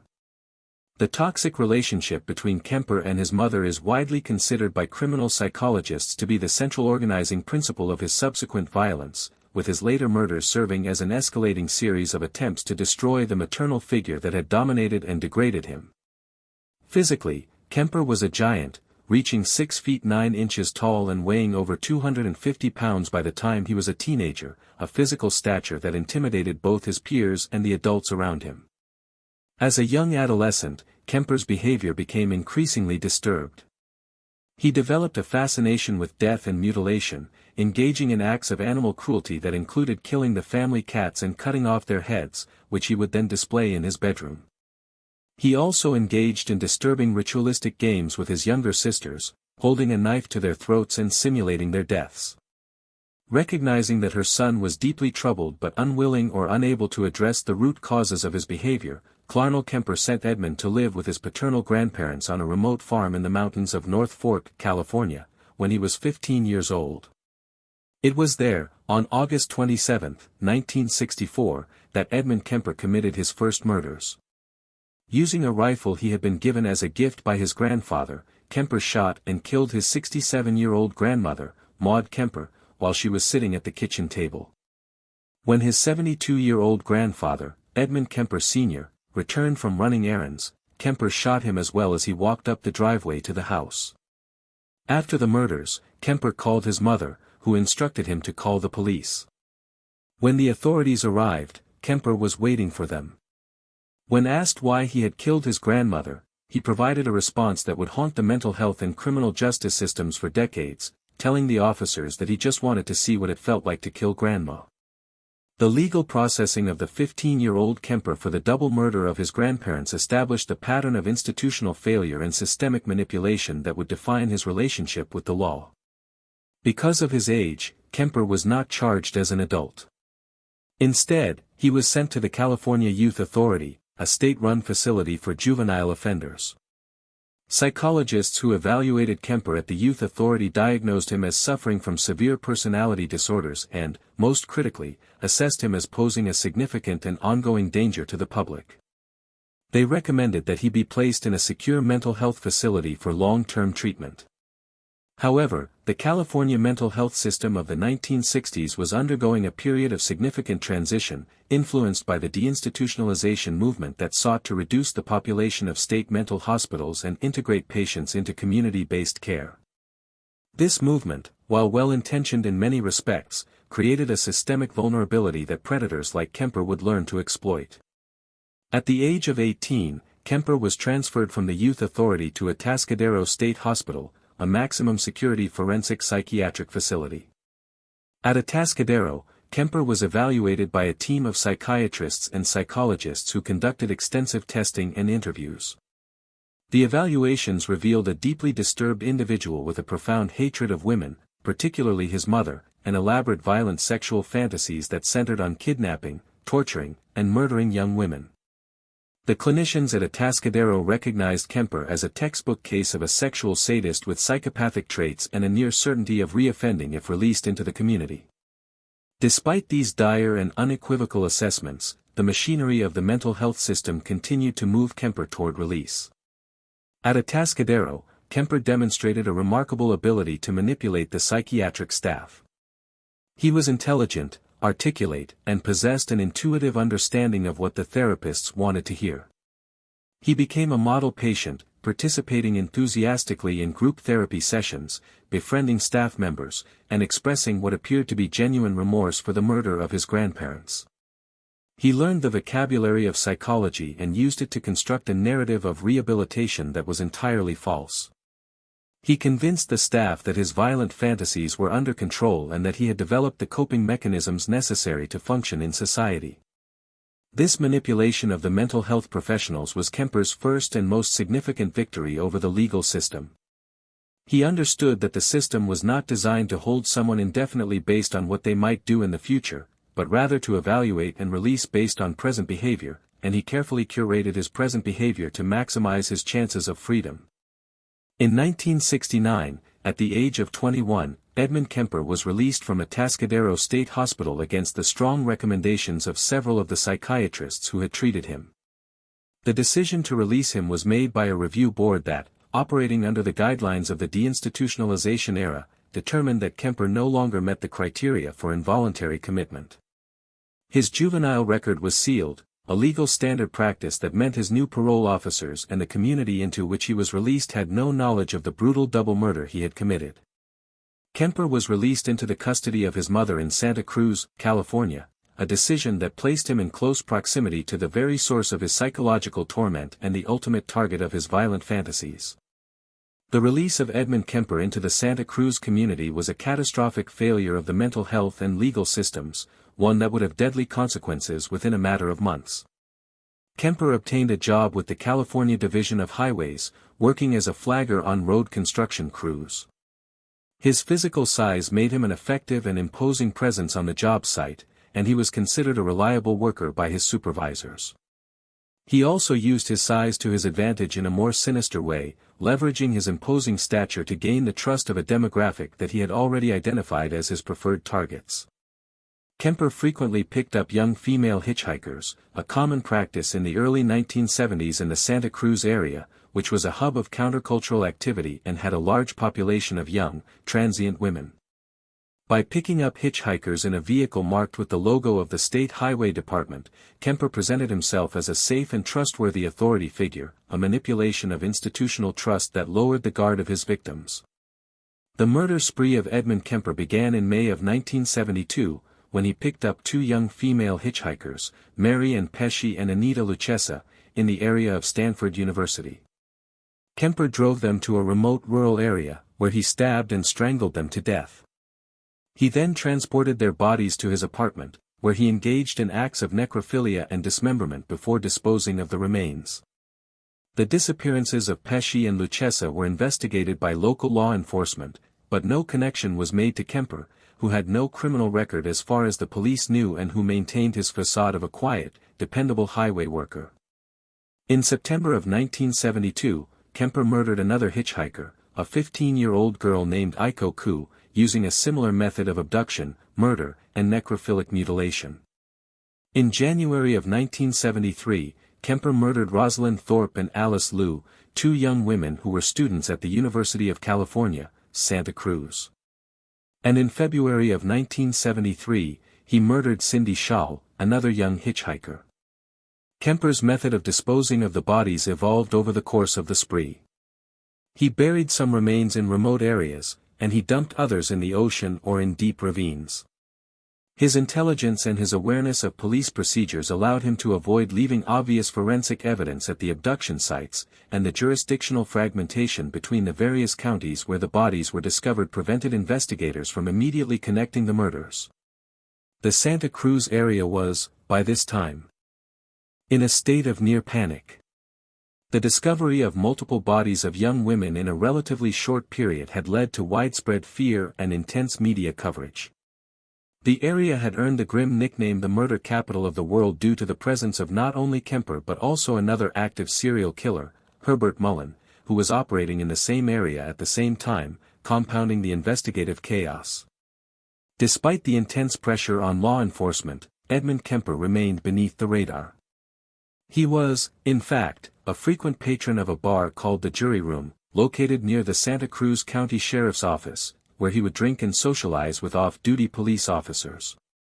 Kemper derived immense psychological gratification from this proximity to the authorities who were hunting for the co-ed killer, as the press had dubbed the unknown murderer of the hitchhikers. He would discuss the case with the officers, offering his opinions on the investigation and even expressing sympathy for the victims, a breathtaking display of arrogance and contempt for the system that had released him. The climax of Kemper's murder spree occurred over the Easter weekend of April 1973, when the violence that had been building toward his mother finally erupted. On the night of April 20, Kemper entered his mother's apartment in Aptos, California, while she was sleeping. He bludgeoned her to death with a hammer, decapitated her body, and engaged in acts of necrophilia and mutilation that were the culmination of years of festering hatred. He then used her severed head as a dartboard and placed it in the fireplace as a final act of degradation. After murdering his mother, Kemper invited over a friend of his mother's, Sally Hallett, who was staying at the apartment. He murdered Hallett as well, and then fled the scene. The murder of Clarnell Kemper removed the central target of Kemper's rage, and with her dead, the psychological compulsion that had driven the killing spree dissipated. For the first time in his life, Kemper did not want to kill anymore.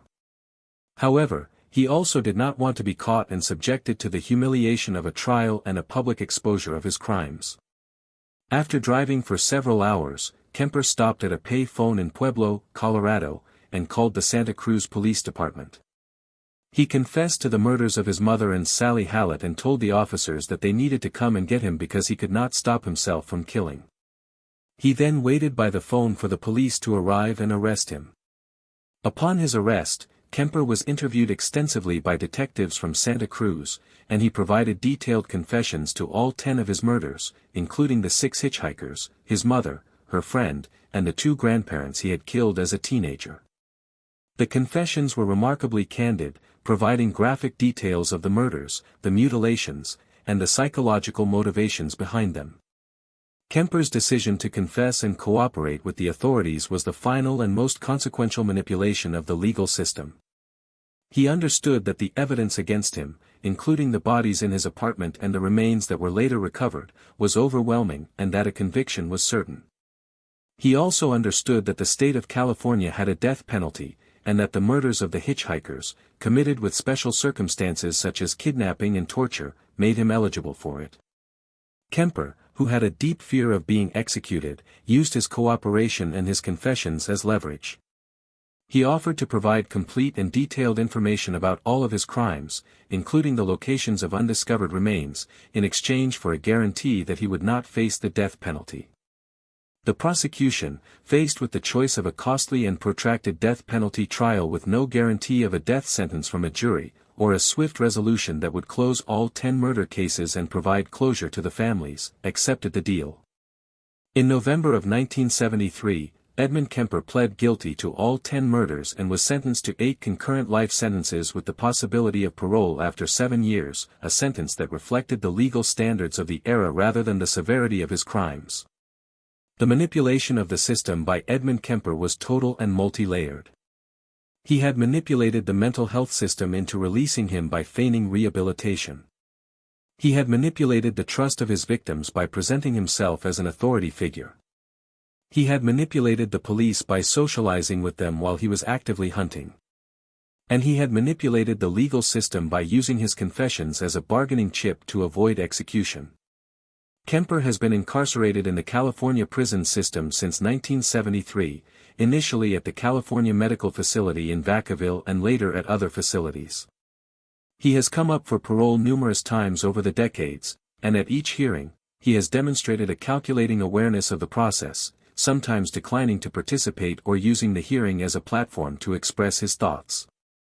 He has been repeatedly denied parole, most recently in 2024, with the parole board citing the extreme and gratuitous nature of his crimes and his continued danger to the public.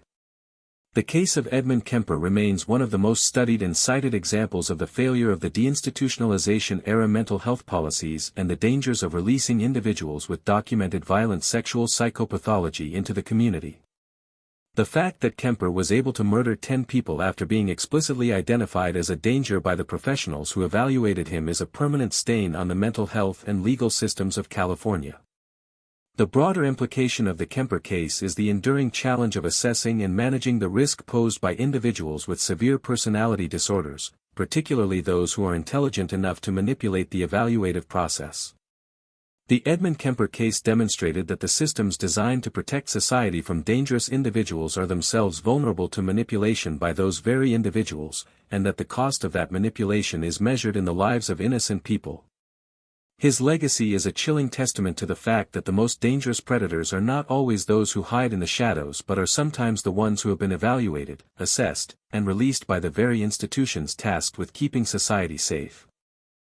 Number 9, Rodney Alcala, a charming and highly intelligent photographer who used his appearance on a nationally televised dating game show as part of a decades-long campaign of murder and sexual violence that spanned the entire country, manipulating the legal system by exploiting jurisdictional boundaries, the limitations of pre-digital forensic science, and the shocking reluctance of authorities in multiple states to share information that could have stopped him years before he was finally brought to justice. Rodrigo Jacques Alcala Bucher, known to the world as Rodney Alcala, was born on August 23, 1943, in San Antonio, Texas, and moved to Los Angeles with his mother and siblings when he was a young boy. Alcala's early life appeared to be marked by a trajectory of upward mobility and intellectual achievement. He was a handsome and articulate young man who attended UCLA, where he earned a degree in fine arts, and later studied photography at New York University under the tutelage of prominent photographers. His physical appearance, which was striking and refined, with long hair often styled in a manner reminiscent of a surfer or a rock musician, became his most powerful weapon. Alcala understood intuitively that his looks disarmed people, particularly women, and he constructed a persona around his appearance that was designed to project an image of a sensitive, artistic, and non-threatening intellectual. This persona was the foundation upon which he built his predatory career. Beneath the charming exterior, however, Alcala was a deeply disturbed and violently sadistic individual whose criminal behavior began long before his first confirmed murder. In 1968, Alcala committed a horrific crime in Los Angeles that demonstrated the depth of his violent potential. He lured an 8-year-old girl named Tali Shapiro into his apartment, where he beat her severely and sexually assaulted her. A bystander who witnessed Alcala luring the child into the building called the police, who arrived and broke down the door of the apartment to find the girl brutally beaten but still alive. Alcala had fled the scene, but the police identified him as the suspect. This crime, which should have resulted in a lengthy prison sentence and marked Alcala as a violent sexual predator for the rest of his life, instead became the first in a series of catastrophic systemic failures that allowed him to continue killing. Alcala fled California and went underground, changing his name and moving across the country. He enrolled in the New York University film program under an assumed name and even secured a job at a summer camp for children in New Hampshire, a placement that was not subject to the kind of background checks that would be mandatory today. The failure of the California authorities to issue a nationwide warrant for Alcala, or to enter him into the national crime databases with a high enough priority to trigger an arrest in another state, allowed him to operate with near impunity on the East Coast. It was during this period that Alcala is believed to have committed his earliest known murders, though the full extent of his killing during this phase remains unknown. In 1971, the body of a young woman named Cornelia Crilly, a flight attendant for TWA, was found in her Manhattan apartment. She had been strangled and sexually assaulted. The murder remained unsolved for decades. In 1978, the body of another young woman, Ellen Jane Hover, a 23-year-old student, was found in Westchester County, New York. She had also been strangled. Hover's disappearance had generated significant media attention because her father was a prominent Hollywood nightclub owner, but the investigation went cold. Neither murder was connected to Alcala at the time. Rodney Alcala was eventually arrested in 1972, not for the murder of Cornelia Crilly but for the 1968 assault on Tali Shapiro in Los Angeles. He was extradited to California to face charges. In a decision that remains one of the most baffling and controversial in the history of the California criminal justice system, Alcala was convicted of the assault on Shapiro but was sentenced to only 1 year in county jail. The leniency of the sentence, which was attributed to a combination of factors including the reluctance of the young victim's family to subject her to the trauma of a trial, the plea bargaining strategies of the defense, and the prevailing attitudes toward sexual assault in the 1970s, meant that Alcala was back on the streets in a remarkably short period of time. Upon his release, Alcala immediately resumed his predatory activities, and it was during this period that he committed the acts that would make him nationally infamous. Between 1977 and 1979, Alcala murdered at least 5 young women in the Los Angeles area, including Jill Barkham, an 18-year-old who had recently moved from New York to California, Georgia Wickstead, a 27-year-old nurse, Charlotte Lamb, a 32-year-old legal secretary, Jill Parento, a 21-year-old woman, and Pamela Lamson, a young woman whose body was found in the San Francisco area. The victims were all young, attractive women who were lured by Alcala's photographer persona. Alcala would approach them, often on the beach or in public parks, and offer to take their photographs, promising to help them build modeling portfolios. His charm and his artistic credentials lowered their defenses, allowing him to gain their trust and isolate them before attacking. The method of murder was consistent across the confirmed cases. Alcala would strangle the victims, often using a ligature such as a nylon stocking or a piece of rope, and then sexually assault them after death. He would then photograph the bodies in various poses, creating a grotesque gallery of his crimes. These photographs, which were discovered years later during the investigation, became a critical piece of evidence and a haunting window into Alcala's psyche. The most astonishing episode in Rodney Alcala's campaign of manipulation occurred in 1978, when he appeared as a contestant on the popular ABC television show The Dating Game. The show, which paired a single person with 3 potential dates who were hidden behind a screen, was a light-hearted and widely watched program that attracted millions of viewers. Alcala, using his real name and presenting his charming photographer persona, was selected to be Bachelor No. 1. His performance on the show was a masterclass in deception. He answered the questions posed by the female contestant, a young woman named Cheryl Bradshaw, with a combination of wit, charm, and calculated ambiguity that impressed both the contestant and the host, Jim Lang. Bradshaw ultimately chose Alcala as her date. What the producers of the show, the other contestants, and the viewing public did not know was that Bachelor No. 1 was an active serial killer who had already murdered multiple women and who had served time for the brutal sexual assault of a child. The fact that Alcala was able to pass the minimal background check required by the television show, despite his criminal record, is a testament to the fragmented and inadequate nature of the information systems available to private entities in the 1970s. Fortunately for Bradshaw, she subsequently refused to go on the actual date with Alcala, later telling interviewers that she found him creepy and unsettling in person, an intuition that very likely saved her life.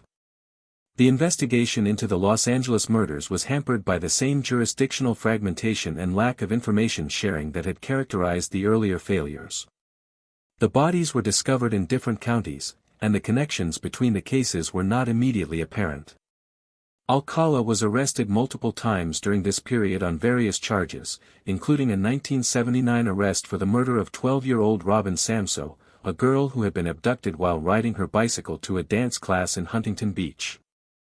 The Samso case became the anchor for the prosecution's efforts to bring Alcala to justice, but the legal battle that followed was a protracted and agonizing demonstration of the system's vulnerability to manipulation. Alcala was convicted of the Samso murder in 1980 and sentenced to death. However, the California Supreme Court overturned the conviction in 1986 on the grounds that the jury had been improperly informed about Alcala's prior criminal record. A second trial in 1986 also resulted in a conviction and a death sentence, but that conviction was also overturned on appeal in 1989, this time on the grounds that a witness had been improperly excluded from testifying. A third trial in 2010 finally resulted in a conviction that was upheld. During the decades of legal maneuvering, Alcala represented himself in court at various points, using the proceedings as a platform to display his intelligence, his knowledge of the law, and his contempt for the judicial process. He filed numerous motions, challenged evidence, and cross-examined witnesses with a skill that frustrated prosecutors and judges. His ability to delay the final resolution of his case for 30 years was a form of systemic manipulation that, while not freeing him from custody, denied justice to the families of his victims for an unconscionable length of time. The break in the broader Alcala case came in the early 2000s, when advances in DNA technology allowed investigators to re-examine the forensic evidence from the Los Angeles murders. DNA profiles were developed from the crime scenes and entered into the national database, resulting in matches to Alcala, who was already in custody on death row for the Samso case. In 2010, prosecutors in Orange County filed additional murder charges against Alcala for the murders of Jill Barkham, Georgia Wickstead, Charlotte Lamb, and Jill Parento. The trial that followed was a media spectacle, as prosecutors presented evidence not only of the 5 California murders but also of the 2 New York murders, Cornelia Crilly and Ellen Jane Hover, which had been linked to Alcala through DNA evidence in 2011. The inclusion of the New York murders in the California trial was a legal strategy designed to demonstrate the pattern of Alcala's violent behavior and to ensure that the jury understood the full scope of his predatory career. The trial also featured the presentation of the hundreds of photographs found in a Seattle storage locker rented by Alcala, which contained images of young women and girls, many of whom were unidentified. The police released these photographs to the public in an effort to identify the individuals and determine if there were additional victims. The photographs, which depicted women in various states of undress and, in some cases, appeared to show deceased individuals, were a chilling testament to the vast and unknown scope of Alcala's violence. To date, investigators have identified over 100 women in the photographs but believe that there may be additional victims who have never been found. In 2013, Rodney Alcala was extradited to New York to face charges for the murders of Cornelia Crilly and Ellen Jane Hover. He pled guilty to both murders and was sentenced to an additional 25 years to life in prison. The manipulation of the legal system by Rodney Alcala was a multi-decade campaign that exploited every weakness in the American criminal justice infrastructure. He exploited the lack of national background check systems to flee California and continue offending on the East Coast. He exploited the lenient sentencing practices of the 1970s to avoid meaningful punishment for the assault on Tali Shapiro. He exploited jurisdictional fragmentation to prevent investigators in different states and counties from connecting his crimes. He exploited the appeals process to delay his final conviction for 3 decades. And he exploited his own physical appearance and social charm to gain access to victims who would never have voluntarily interacted with him had they known his true nature. Rodney Alcala died on July 24, 2021, while on death row at Corcoran State Prison in California. The cause of death was reported as natural causes. He never confessed to the murders, and he never expressed remorse. The families of his victims, who had endured decades of legal delays and the agonizing uncertainty of whether all of his crimes had been identified, were denied the closure of an execution. The broader implication of the Rodney Alcala case is a comprehensive indictment of the fragmented and uncoordinated nature of the American criminal justice system in the pre-digital era. Alcala was able to cross state lines, change his identity, serve time for violent crimes, appear on national television, and continue murdering for over a decade because the system was not designed to track a predator who operated across jurisdictions and who possessed the intelligence and charm to evade the superficial checks that were in place. The reforms that followed the Alcala case, including the implementation of national sex offender registries, the standardization of background check systems, and the creation of interstate law enforcement information sharing networks such as the National Crime Information Center upgrades, were direct responses to the failures that allowed him to operate for so long. The legacy of Rodney Alcala is a permanent and unsettling reminder that charm and intelligence are not indicators of moral character and that the most dangerous individuals are often those who have perfected the art of appearing to be exactly what society wants them to be. His appearance on The Dating Game, a moment of surreal horror in the history of American television, remains the most potent symbol of his ability to manipulate not only the legal system but the very fabric of social trust that allows people to interact with one another without fear. The system that allowed Rodney Alcala to kill for over a decade has been significantly reformed, but the scars he left on the families of his victims and on the national consciousness remain. Number 10, Joseph Edward Duncan III, a highly intelligent and deeply predatory convicted sex offender who manipulated the legal system across multiple states for decades by gaming the lenient sentencing structures of the juvenile justice system, exploiting the fragmented nature of interstate sex offender registries, and leveraging his own cooperation with federal authorities to delay and control the legal proceedings surrounding his most horrific crimes. Joseph Edward Duncan III was born on February 25, 1963, in Fort Bragg, North Carolina, where his father was stationed in the United States Army. The early life of Joseph Duncan was characterized by severe abuse and neglect, a background that, while not excusing his subsequent actions, provided the foundational trauma that shaped his violent sexual psychopathology. Duncan later claimed that he was subjected to physical, emotional, and sexual abuse by multiple individuals during his childhood, including family members and neighborhood children, and that he was forced to engage in bestiality. He also suffered from significant learning disabilities and behavioral problems that went largely unaddressed by his transient military family. As Duncan entered adolescence, the disturbed and abusive dynamics of his childhood crystallized into a dangerous and predatory pattern of behavior directed at younger children. The criminal career of Joseph Duncan began at an alarmingly young age, and his early interactions with the legal system established a pattern of manipulation and inadequate response that would have deadly consequences decades later. In 1980, at the age of 17, Duncan was arrested in Tacoma, Washington, for the violent sexual assault of a 14-year-old boy at gunpoint. Duncan had lured the boy into a vehicle, driven him to a remote area, and sexually assaulted him while holding a handgun to his head. The crime was horrific and demonstrated a level of predatory planning and violence that should have resulted in a lengthy prison sentence and designation as a dangerous sexual predator. However, because Duncan was a juvenile at the time of the offense, the case was handled within the juvenile justice system, which in the early 1980s was still primarily oriented toward rehabilitation rather than punishment. Duncan was sentenced as a juvenile and committed to a state-run facility, where he was subjected to various therapeutic interventions. Despite the severity of his offense, the system treated Duncan as a rehabilitatable youth rather than an irredeemable predator, a miscalculation of risk that would prove fatal. During his time in the juvenile facility, Duncan demonstrated the same aptitude for manipulation that would define his entire relationship with the legal system. He was described by counselors as intelligent, articulate, and superficially cooperative, participating in therapy sessions and expressing what appeared to be genuine remorse for his actions.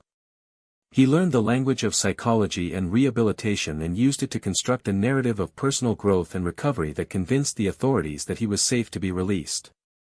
In 1982, after serving a relatively short period in the juvenile system, Joseph Duncan was released back into the community.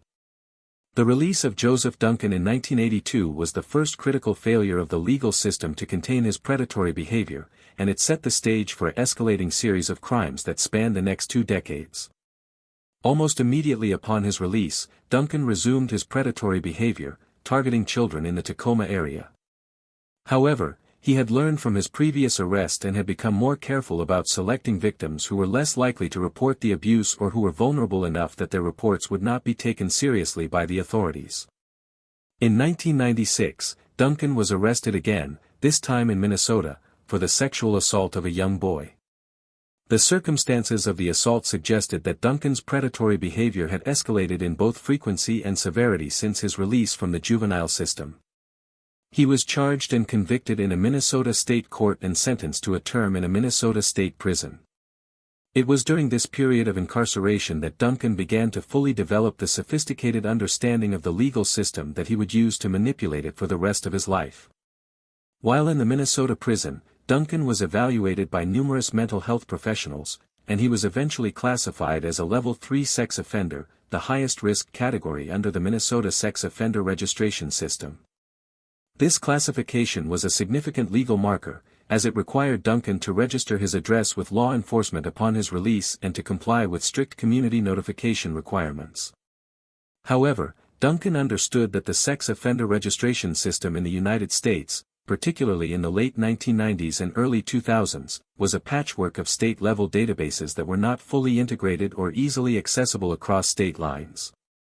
The system was designed to track offenders within a single state but was highly vulnerable to manipulation by an offender who was willing to move across state borders and failed to register. Upon his release from the Minnesota prison in 2000, Joseph Duncan immediately began exploiting the weaknesses in the sex offender registration system. Instead of remaining in Minnesota, where his Level 3 status would have subjected him to intense scrutiny and community notification, Duncan left the state and moved to North Dakota, where he failed to register as a sex offender. He then moved to Montana, where he also failed to register. By crossing state lines and dropping off the registry radar, Duncan effectively rendered himself invisible to the very system that had been designed to monitor him. The failure of the interstate registration system to track Duncan was not a technological failure but a systemic one. There was no mechanism in place at the time to automatically alert authorities in one state when a registered sex offender from another state moved into their jurisdiction and failed to register. The system relied on the honor of the offender, a reliance that was hopelessly naive in the case of a predatory psychopath like Duncan. Between 2000 and 2005, Joseph Duncan lived in various locations across the Pacific Northwest and the Northern Plains states, including Washington, Idaho, Montana, and North Dakota, moving frequently and maintaining a low profile. During this period, he supported himself through a combination of odd jobs, freelance computer programming work, and criminal activities such as burglary and car theft. He was, in many respects, living a transient and criminal lifestyle, but one that was specifically designed to avoid the attention of law enforcement. However, beneath this transient exterior, Duncan was planning and executing the most horrific crimes of his career. The full scope of Duncan's criminal activities during this period is not known, but investigators believe he may have committed additional murders and sexual assaults that have never been linked to him. What is known is that in the spring of 2005, Joseph Duncan began stalking the Gruen family of Coeur d'Alene, Idaho. The Gruen family, which included Mark McKenzie, his girlfriend Brenda Gruen, and Brenda's 3 children, Slade, Dylan, and Shasta, lived in a modest home in a rural area outside of Coeur d'Alene. Duncan observed the family for several weeks, learning their routines and identifying the vulnerabilities of their home. He understood that the remote location of the house, the lack of close neighbors, and the presence of young children made the family an ideal target. On the night of May 16, 2005, Duncan broke into the Gruen home armed with a shotgun and a hammer. He bludgeoned Mark McKenzie, Brenda Gruen, and 13-year-old Slade Gruen to death, and then abducted the 2 youngest children, 9-year-old Dylan and 8-year-old Shasta. The discovery of the bodies by a friend of the family 2 days later triggered a massive law enforcement response, including the FBI, the Idaho State Police, and local sheriff's deputies. An Amber Alert was issued for the 2 missing children, and a multi-agency task force was formed to find them. The investigation was one of the largest and most intensive in Idaho history, but Duncan had planned his escape with the same meticulous care that he had applied to the murders. He had prepared a remote campsite in the Lolo National Forest in western Montana, deep in the wilderness, where he took the children. For nearly 7 weeks, Duncan held Dylan and Shasta captive at the campsite, subjecting them to repeated sexual abuse and psychological torture. He recorded some of the abuse on video, footage that would later be found and used as evidence at his trial. The manipulation of the legal system by Joseph Duncan during this period was primarily a manipulation of the investigative process itself. Duncan had chosen a campsite that was so remote and so difficult to access that it was essentially outside the operational radius of the search teams, which were focused on the area around the Gruen home and along the major highways leading out of Coeur d'Alene. He understood that the massive law enforcement presence in the area was actually a liability for the investigators, as it concentrated their resources in a single location and allowed him to slip away into the vast wilderness of the northern Rockies. The breakthrough in the case came on July 2, 2005, when a manager at a Denny's restaurant in Coeur d'Alene recognized 8-year-old Shasta Gruen, who was sitting in a booth with a man.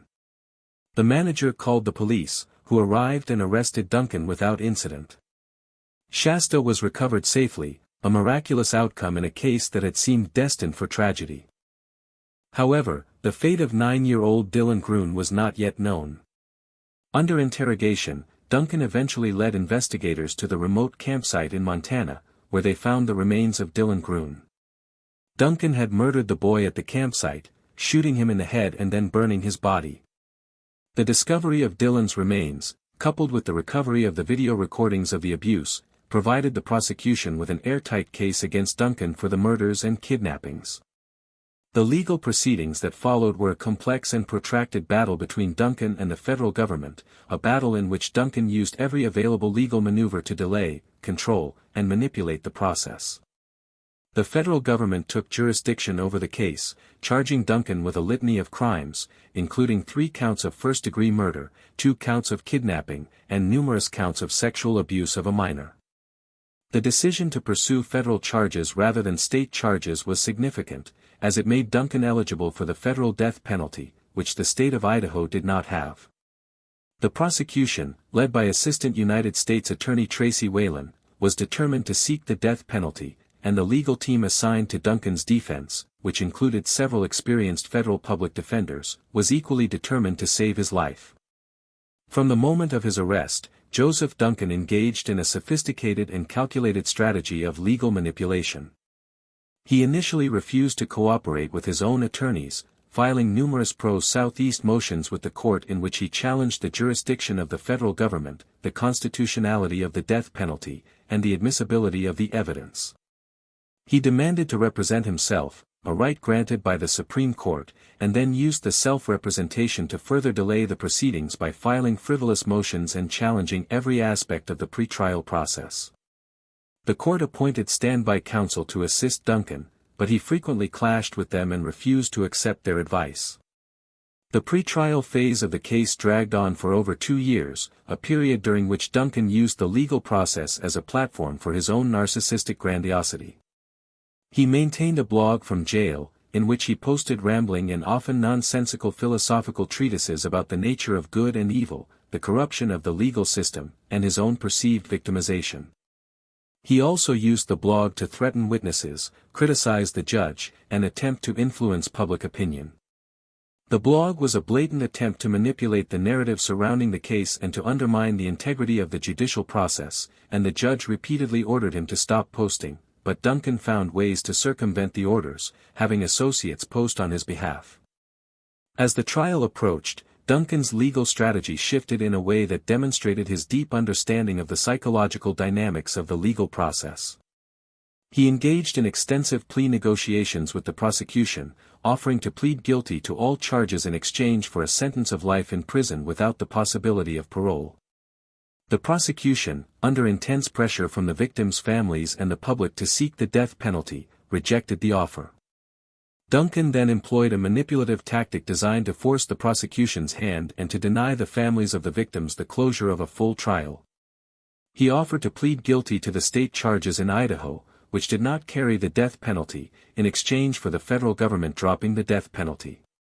This maneuver was a direct exploitation of the jurisdictional tensions between the state and federal systems, and it forced the federal prosecution to make a difficult choice between accepting a plea that would ensure Duncan's permanent incarceration but would not result in a death sentence, or proceeding with a trial that would subject the families of the victims to the trauma of hearing the graphic details of the abuse and murders but which offered the possibility of a death sentence. The prosecution chose to proceed with the trial. The federal trial of Joseph Edward Duncan III began in Boise, Idaho, in the summer of 2008. The trial was divided into 2 phases, a guilt phase and a penalty phase. During the guilt phase, the prosecution presented a devastating case that included the testimony of Shasta Gruen, who described in heartbreaking detail the abduction, the captivity, and the abuse she and her brother had endured at the hands of Duncan. The prosecution also presented the video recordings that Duncan had made at the campsite, which showed the graphic sexual abuse of Dylan and Shasta. The recordings were so disturbing that several jurors wept openly, and the judge cleared the courtroom of minors during their. The defense offered virtually no challenge to the evidence during the guilt phase, and the jury returned a verdict of guilty on all counts in a matter of hours. The penalty phase of the trial, which would determine whether Duncan received life in prison or the death penalty, was where Duncan's manipulative strategies reached their most extreme and calculated level. Despite having offered to plead guilty in exchange for a life sentence, Duncan now sought to control the narrative of the penalty phase in a way that would maximize his own psychological gratification while minimizing the prosecution's ability to present a coherent case for death. He fired his standby counsel and insisted on representing himself during the penalty phase, a decision the judge reluctantly allowed after determining that Duncan was competent to do so. Duncan then proceeded to present a penalty phase defense that was bizarre, grandiose, and deeply manipulative. He called no witnesses on his own behalf and declined to make a closing argument. Instead, he submitted a written statement to the jury in which he acknowledged his crimes but framed them as the inevitable result of a corrupt society that had failed to protect him from abuse as a child. He portrayed himself as a victim of circumstance rather than a predator who had made conscious choices to torture and murder children. The statement was a masterclass in the manipulation of sympathy, designed to plant a seed of doubt in the minds of the jurors about the morality of the death penalty, even in a case as horrific as this one. The jury was not swayed by Duncan's manipulations. On August 20, 2008, after deliberating for only a few hours, the jury returned a unanimous verdict recommending the death penalty for Joseph Edward Duncan III. The judge formally sentenced him to death, making Duncan one of the few individuals on federal death row. However, the legal manipulations of Joseph Duncan did not end with his sentencing. He immediately filed an appeal of his death sentence, launching a post-conviction legal battle that would last for over a decade. The appeal raised numerous issues, including the constitutionality of the federal death penalty, the admissibility of the video recordings, the judge's decision to allow Duncan to represent himself during the penalty phase, and various claims of ineffective assistance of counsel. The appellate process was deliberately slow and resource-intensive, and Duncan used it to further prolong his life and to maintain a degree of control over the legal system that had condemned him. During his years on death row, Duncan continued to communicate with the outside world through letters and blog posts, maintaining the same grandiose and manipulative persona he had displayed throughout his legal proceedings. He claimed to have committed additional murders that had never been discovered and hinted at the existence of other victims, a tactic designed to keep investigators engaged with him and to maintain his relevance and power. Joseph Edward Duncan III died on March 28, 2021, while in federal custody at the United States Penitentiary in Terre Haute, Indiana. The cause of death was reported as complications from brain cancer. His death from natural causes before the completion of his appeals process meant that the families of his victims were denied the closure of seeing his sentence carried out, a final and cruel act of manipulation by a man who had spent his entire life exploiting the vulnerabilities of the legal system. The case of Joseph Edward Duncan III is a comprehensive case study in the systemic failures that allow predatory sex offenders to manipulate the justice system across state lines and over decades. The juvenile justice system failed to adequately assess and contain his predatory behavior in 1980. The adult sentencing system in Minnesota failed to impose a sentence that reflected the true danger he posed to society. The interstate sex offender registration system failed to track his movements across state borders after his release in 2000. And the federal legal system, despite its vast resources and its ultimate success in obtaining a death sentence, failed to provide the families of the victims with timely justice due to the exhaustive and protracted appeals process that Duncan wielded as a weapon of delay. The broader implications of the Duncan case include a significant strengthening of the interstate sex offender registration system, most notably through the passage of the Adam Walsh Child Protection and Safety Act of 2006, which established a national sex offender registry and standardized registration requirements across all 50 states. The act was a direct response to the failures that allowed Duncan to disappear from the system and to the broader problem of sex offenders crossing state lines to avoid detection. The Duncan case also highlighted the dangers of allowing defendants to represent themselves in complex capital cases, a practice that, while constitutionally protected, can be exploited by manipulative defendants to disrupt the proceedings and to deny the prosecution the opportunity to present a coherent case. The legacy of Joseph Edward Duncan is a dark and enduring reminder that the criminal justice system is a human institution, subject to the same vulnerabilities and limitations as the humans who operate it, and that predators who understand those vulnerabilities can exploit them with devastating efficiency. The manipulation of the system by Duncan was not a single act of evasion but a lifetime of calculated deception that spanned the entire breadth of the American legal infrastructure, from the juvenile courts to the federal death penalty, and his case stands as a permanent warning about the need for constant vigilance, systemic reform, and an unwavering commitment to protecting the most vulnerable members of society from those who would use the system itself as a weapon against them.